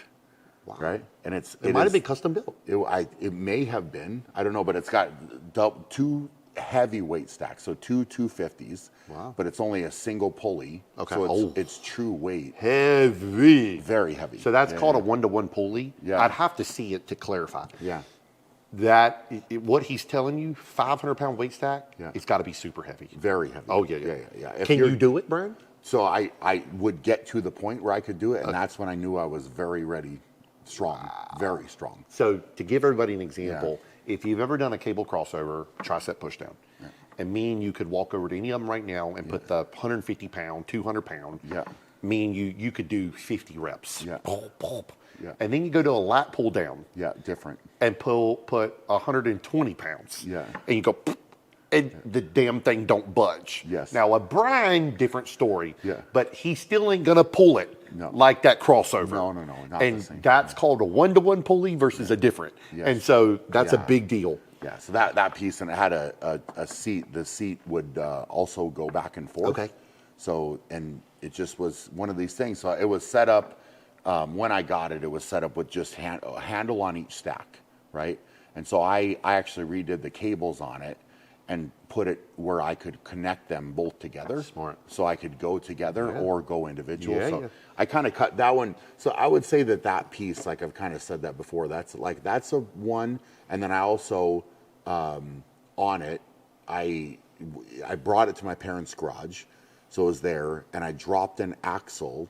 I did a clean overhead axle press, and I had bumper plates on it, so it bounced, and it went over and cut the seat, right? So the upholstery of the seat is cut, and I've left it cut like all these years because I did that with an axle like in my parents' garage. So it's like, and it hasn't got worse, to be fair. Like it's a cut in the upholstery, and it's there, but it's like it just reminds me of like, okay, well I started there, and you build up with it, whatever, but it's got that type of value. Well, I love too. You told me earlier that you tore your parents' garage to hell, the floor. Oh man, yeah, ruined it. And it's so crazy. With stones, yeah. So I didn't know because I thought I did a good job.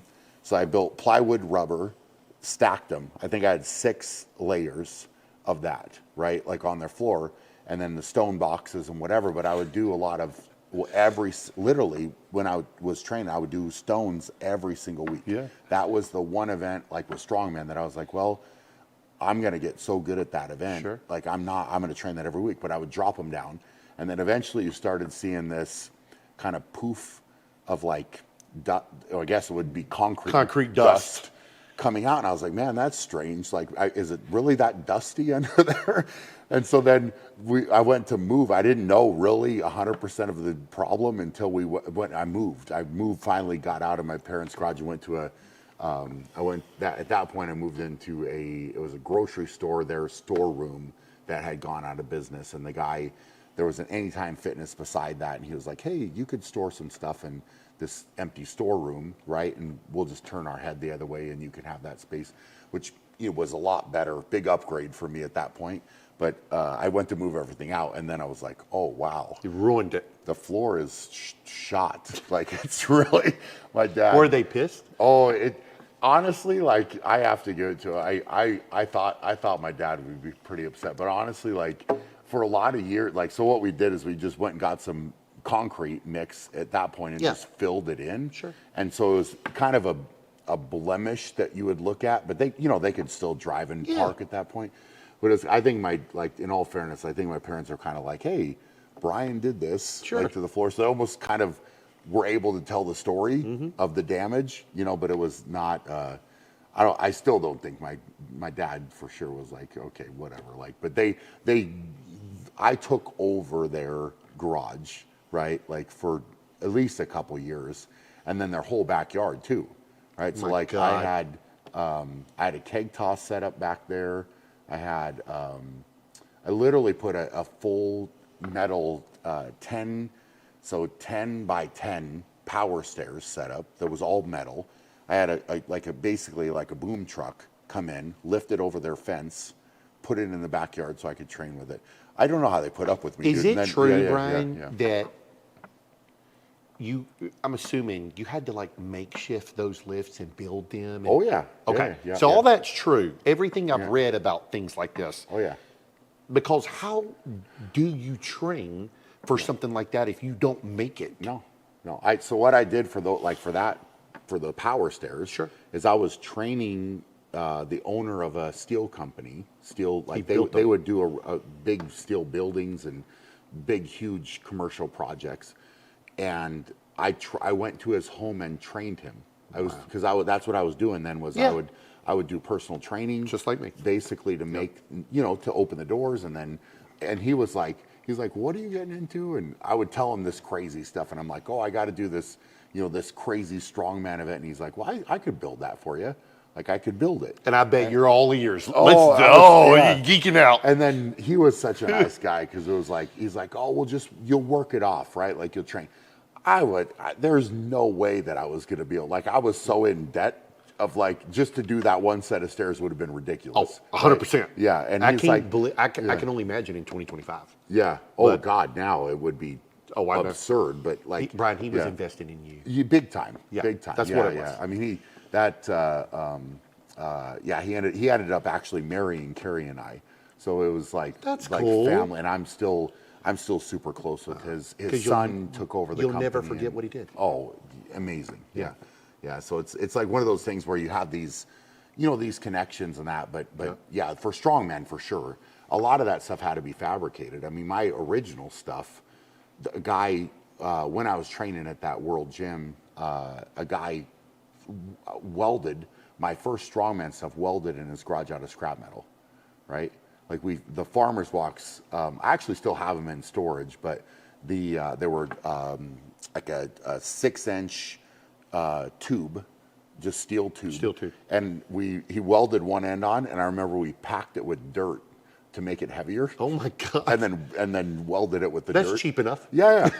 Dirt and scrap metal, and here you go. Yeah. It's so funny to hear these stories because people don't understand. I mean, that's making shit happen. Yes. That's coming from humble beginnings. Oh man, yeah. I couldn't nothing. Like I couldn't afford anything. Yeah. So it's like you have to buy it, you have to build it, you have Sure. to work for it. So Was you spending, Brian, kind of like me, all your money to like try to be getting into the strongman? This is Oh, before yes. Brian Shaw's Brian Shaw. 100%. Okay. Dude, Because I knew what I was spending, Brian, on the bodybuilding food Yeah. and all this. Yeah. Was you kind of in the same boat Oh, and yeah. being like it's all going Yeah. and you still don't have enough? Nope. Yeah, I would go. I was going into debt, going to the contest, and then I was trying to buy all the food, the different equipment, Sure. all the gear that I needed to wear, Sure. like all of this. Like it was like what, but I was like, well, I'm investing, and eventually when you look at the credit card statement, it's like, okay, I've invested, but you're going to these things and not winning enough money to even cover the trip sometimes. That's what I was going to ask you. So Yeah. bodybuilding, back in the day, don't get me wrong, the top guys, they were doing great. Yeah, of course. And then there's the let's say middle to lower level Yeah. that don't make anything. Sure. So I always heard back in the day, you've told me stories Yeah. that some of your struggles Yeah. was the pay, Brian, if nobody knows, let's say you're world's strongest man and I'm a top 50 guy. Sure. But I'm not the guy that people know about. Yeah. Am I making any money from that? No. So I'm royally screwed. Yeah, completely. Okay. Yeah. And I mean, if you're out of the top 5, probably, even if you're a top 10 guy, but you're coming in 7th, it's very minimal. And then very minimal. the sponsorships back then, Brian, were they big sponsorships or were they pennies compared to today's standards? I mean, sponsorships, there's there's different things that I've heard. Sure. You know, I kind of came in at a very interesting time because the magazines were still very prominent. Okay. When I was coming up, so getting a magazine article, Sure. feature, interview, photo shoot, whatever was a big deal, right? Okay. So I got some of those, which was a big deal to sponsors, right? So you're wearing their shirt course. potentially and those Yeah. things. So that exposure was very good. Then, you know, different, of course, any type of media interviews, whatever. So that helped. So, but you had to have the success, and then those doors would kind of open. First at a very low level, right? So like my first supplement deal, for example, was just product, right? Which was amazing. I would have Incredible. loved to have had that. Yes. That in the day. Yeah. Oh God, I was over the moon. So, but man. no money, just supplements. No, yeah, and then it graduated to that. Sure, of course. But also that came with a lot of hard work and me proving that I was valuable. Sure. Right, and so it's this two-way street of the sponsorship, and then eventually I worked to a level within strongman that was unheard of. Sure. Right, like, but also I could back it up. Of right, course. like it was after the years and years and years and years of building up to that. It wasn't handed. Sure. But it's like, hey guys, I'm on your team. I'm sponsored by you. I bring a lot of value to the table. Of course. I can back it up. And then by that point, when I was getting those deals, you could also see it because they could track it. So they're like, wow, okay, yep, you're proving it. Sure. And then we would go back and we negotiate, and I could back it up where it was a win-win. Right. Right. But I was still getting sponsored for more money than a strongman ever Okay. had. Right. Like, and I don't know that those things necessarily still exist or not, because things have changed with social media Of course. and having that. I think having that big name is still important, but also through digital advertising and different affiliate type stuff and influencer kind of markets, whatever, those things can kind of change as Sure. well, right? So it's like different companies. I don't know that they'll put the big money into one athlete the exact same way. I don't know. Maybe some still do. It's to a certain typically, extent. from what I hear in the body, not what it used to be. Yeah. But now the athlete has so much, he can get himself out there so easy now with social media. Meaning you couldn't do that in No, early no. 2000s. It wasn't the same. We had to wait to get the magazine or to see the TV Yeah. or whatever. Yeah. Brian, I do want to know, me and Amber were talking about this the other night, nothing to do with you, like, we were talking about Michael Jordan and some of these athletes. Yep. And how much he was loved, but how much he was hated. Sure. In the bodybuilding world, don't get me wrong, there's a lot of love, but there's some hatred, meaning like we're trying to kick each other's ass. Of course. Was you loved amongst the strongest men, or was there like some during contest mode, some fierce like me and you don't talk, we're Yeah. battling? Like, Yeah. what would you say? Because when you hear people talk, like in Michael Jordan's the Netflix documentary, they're like, we hated his ass. Sure, during, sure. and he talked shit the whole game and Yeah, yeah, stuff. yeah. Like, how was it back then? Yeah, Because there was a time that you Yeah. were so dominant Yeah. that they knew you were Sure. going to kick their ass. I think for me, and I mean, it's maybe a hard question for me to answer because it'd be better coming from those guys. Yeah. But I would like to think, and I really worked very hard always to be well respected by the other competitors. Sure. Right. So you're coming into a contest, but I was confident. Okay. Don't get me wrong. And I looked at, a contest as I'm coming in to win. That was where And my you should. head was, right? And I wasn't shy about saying that, but I was not also boisterous. Yeah. Right. So I was like, I would always respect the competitors I was going against, never necessarily talk down to them, but also I was confident that I could execute.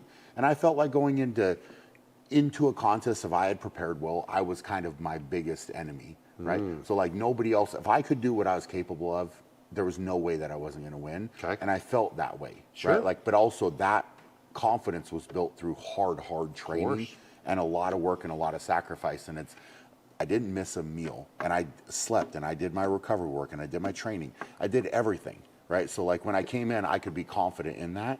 So that didn't come where I was just like, I'm speaking it. But if I said, hey, I'm confident, I feel good, then you knew that I was ready to go. But it was like I would go to any contest and I cared about the guys. I was respectful to the guys. Like Sure. it was one of these deals where, I wasn't. Yes, I was dominant, but I also didn't need to. I didn't need to necessarily belittle.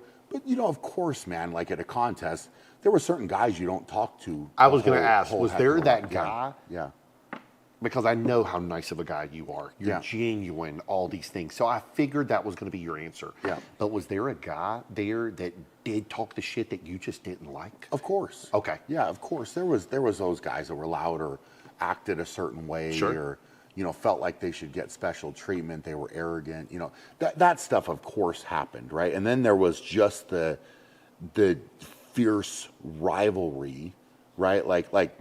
And my biggest rival was Adrunas Savickas, right? Like, and him and I, literally from 2009 until 2016, one of us won World's Strongest Man, right? Like every contest we went to was 1-2, 1-2. Like it was just that was the so. Were y'all tight? No. Okay. We were like that was the guy, Okay. right? So and early on it was just that was what it was, right? But I knew he was coming. He knew I was coming. Do you right? think though he made you better and you made him better? Of course. Okay.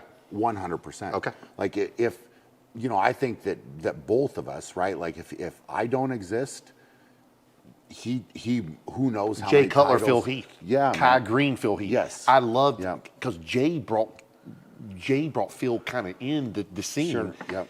And I always say, I used to love being at Arnold Olympia and seeing the Kai Green, Phil Heath. Like Yeah. the crowd loved it. Yeah. And I feel like that makes for good action, good football, 100%. good strongman, Yeah, good yeah. bodybuilding. Well, you want those battles, Right. man, and I loved it. I think he loved it. Okay. I think, but again, it's like, are we both at the level we're at if the other doesn't exist, right? And that's the argument. I don't Sure. know. I don't know, right? Like, Yeah. and it's cool. It's a fun thing to debate and talk about and whatever. But yeah, man, it's certain things there was not.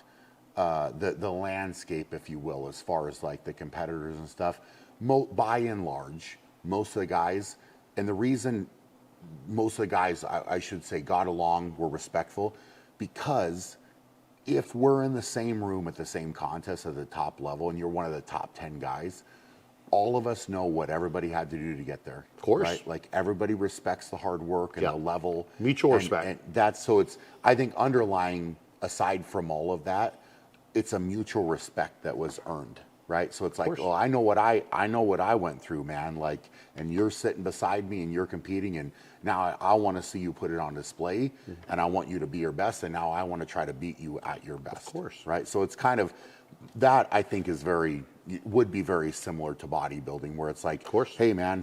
Everybody may butt heads a little bit. Like everybody wants to win and do better, but it's also like, hey, man, I can see you put the work in. You put the work in, I put the work in, let's see who's better. Let's right? see. So, yeah. Brian, when you were coming to the tail end of your career, how did that feel? Because I never really so 2012 was my last show. Yep. I got married in 2015. Yep. And I had told Amber, I said, don't ask me why I'd done this. I said, I'm going to compete again before our wedding. And that didn't work out. No. It didn't work out because I had family dinners and this and that. Sure. And I was kind of in prep and realizing I can't give 100%. Makes and sense. I don't do anything if I can't give 110%. Yeah. So I quickly, and then next thing you know, 2016 happened. Business is growing 2017. Sure. Then all of a sudden kids aren't happening, and she wants to have kids. And then we had my son in 18, and I'm like, you always think, and then COVID, and I'm like, holy shit, I'm upper 30s. Yeah. Is it too late? Should I do it? I got children, I got business. Of course. When you were coming to the tail end, tell me what that was like. Because for me, it was hard to not be Steven the bodybuilder when I was transitioning to business. And if that makes sense. So did you know when things were like, because I know you're still active and stuff like that, but did you know when things were coming to an end? Was you ready? Was you not? Did you want 10 more years? I'm just curious for myself, Brian. That's a good question, man. Yeah, I thought about it. Sure. I thought about it. I contemplated it quietly. Not very many people even knew, like I was thinking about it. But the thing that I said early on in my career is I wanted to be able to call my shot. I wanted to say when I was done. Okay. Right? Like I wanted to be able to make that call. Nobody else. I did also, I did, and you see some guys, and this is not their fault, but they get injured, they can't do it anymore. Right? They're done. And you didn't get to make that choice. So it's kind of taken from you. Yeah. Right?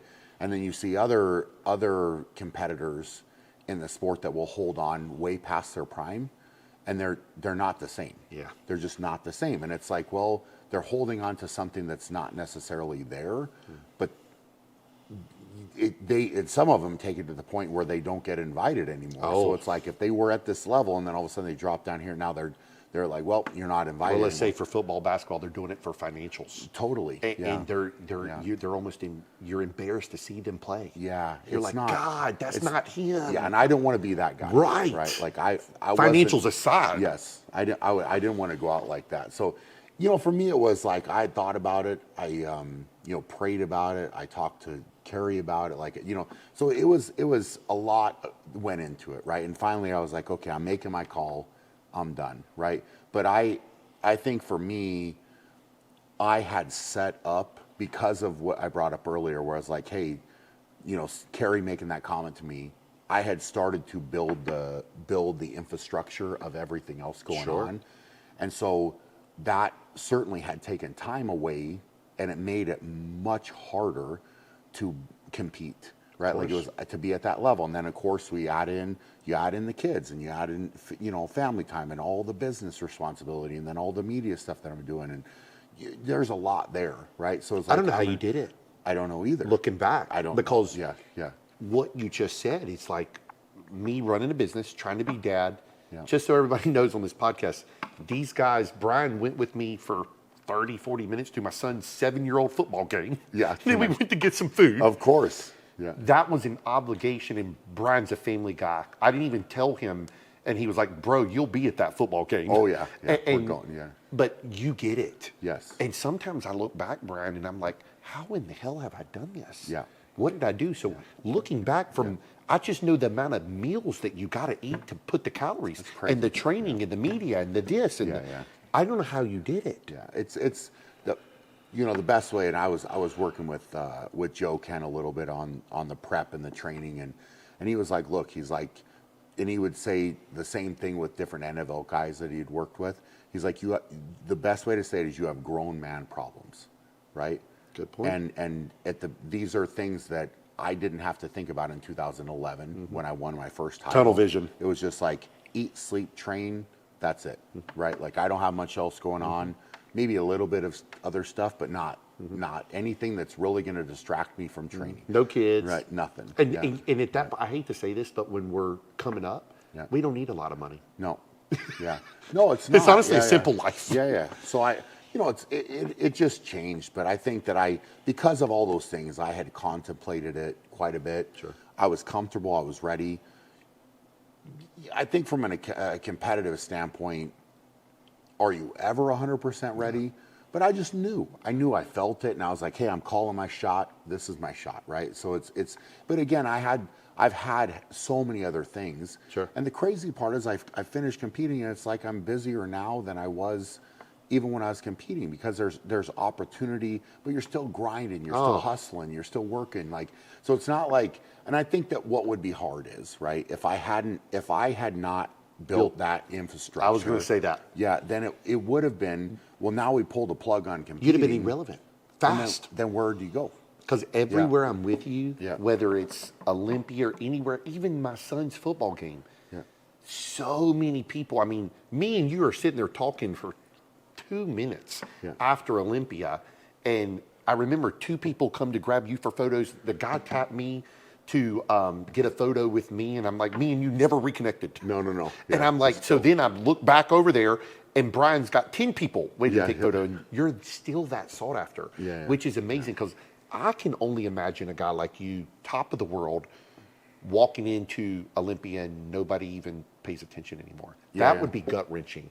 Sure. When you're used to be in a certain way. And when I say gut wrenching, some people might not want that limelight because I know it does get exhausting at times. Yeah. But at the end of the day, it's like, you're not 80. No. You got to still work, and you got kids, and then yeah. you probably want to show, just like I do, your kids hard work. Of course. And that leads by example and all that. So I mean, dude, what you've done is amazing. Yeah. It's, I mean, well, right back at you, man. no, I appreciate it, man. I appreciate it. It's fun. It's fun to hear the story, man, and to be here in person and just to take it all in, man. It's like, you know, it's great, and I'm so happy to see success, right? Like true success for somebody that's worked as hard as you have, and like to see it all come to life is like, it's just awesome, right? Like, and you know, it's like I think that it's neat, man. It's just neat to see like all of it and hear about it, and you know, I think that you know, if you take a step back from this, it's like there's a lot of value in this for somebody listening that's like, hey, I'm 20, I'm 19, I'm 20, 21, 22, 23. I've got this dream, this goal, and it's like, well, that hard work, the discipline, the effort, everything you're in control of. Sure.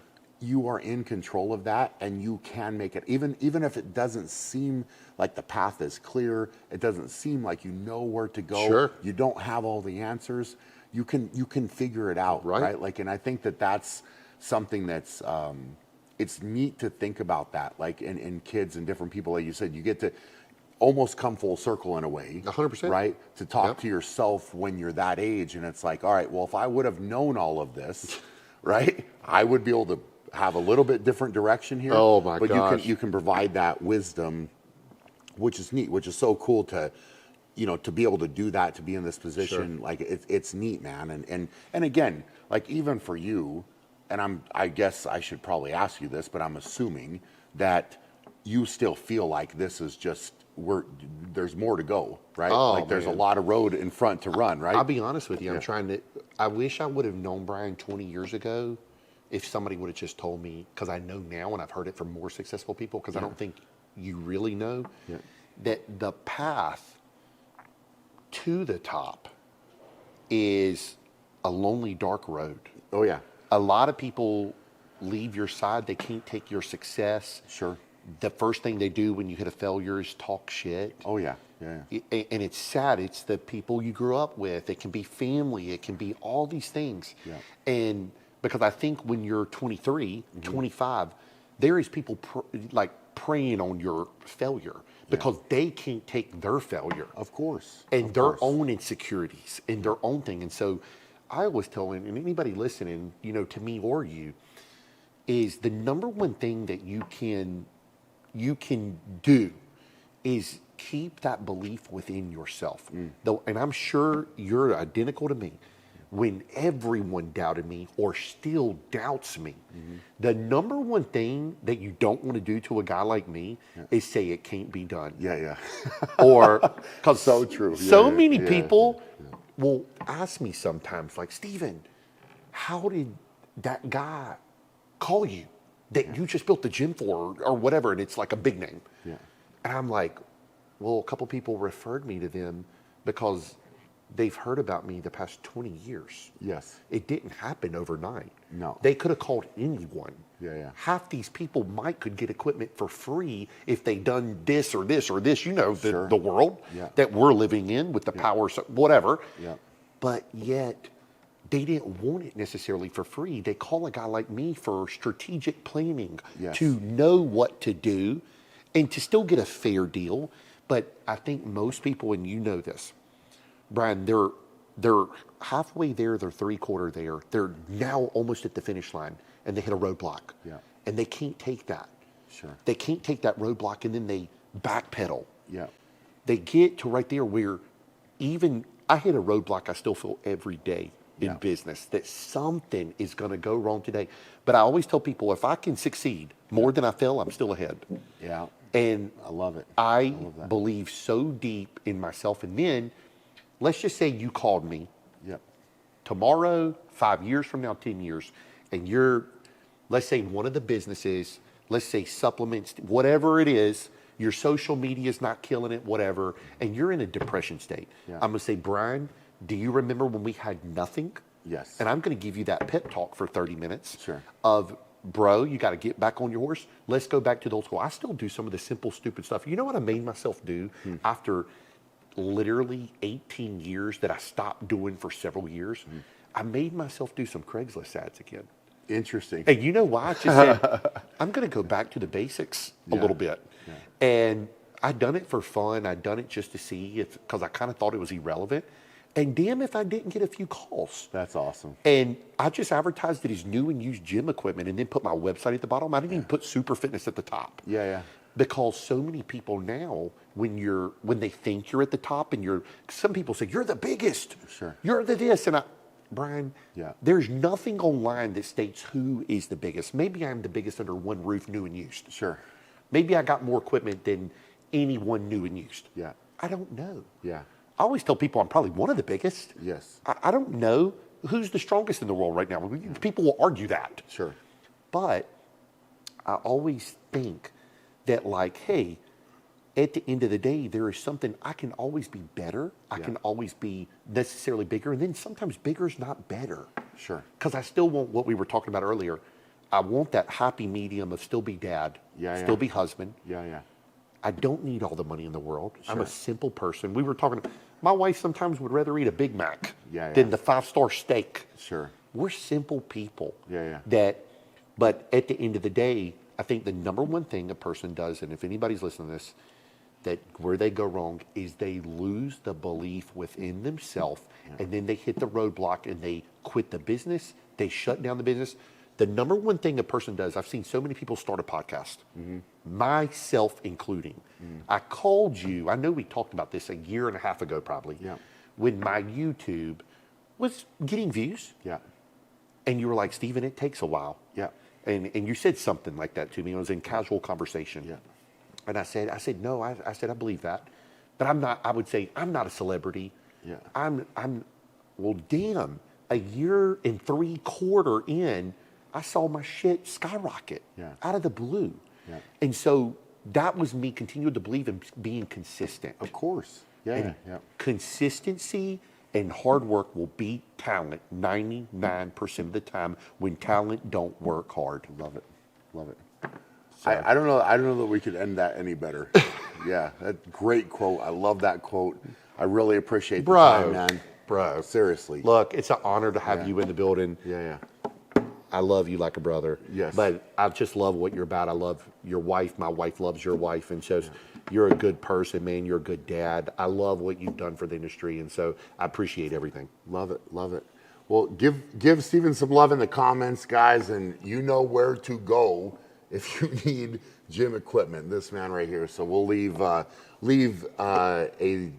kind of link in the description. You want to check anything out. But appreciate you, man. Thank you, Brian. I appreciate you Absolutely. having me on. Yeah, hope you guys got some value from that. I hope you enjoyed it. If you did, please share the podcast. It helps out a ton getting it out to people. But hope you're all doing amazing. For now, going to be great. We'll check you guys later. If you enjoyed this podcast episode and would like to listen to another, click right here. And to stay informed about new podcast episodes, click here to subscribe.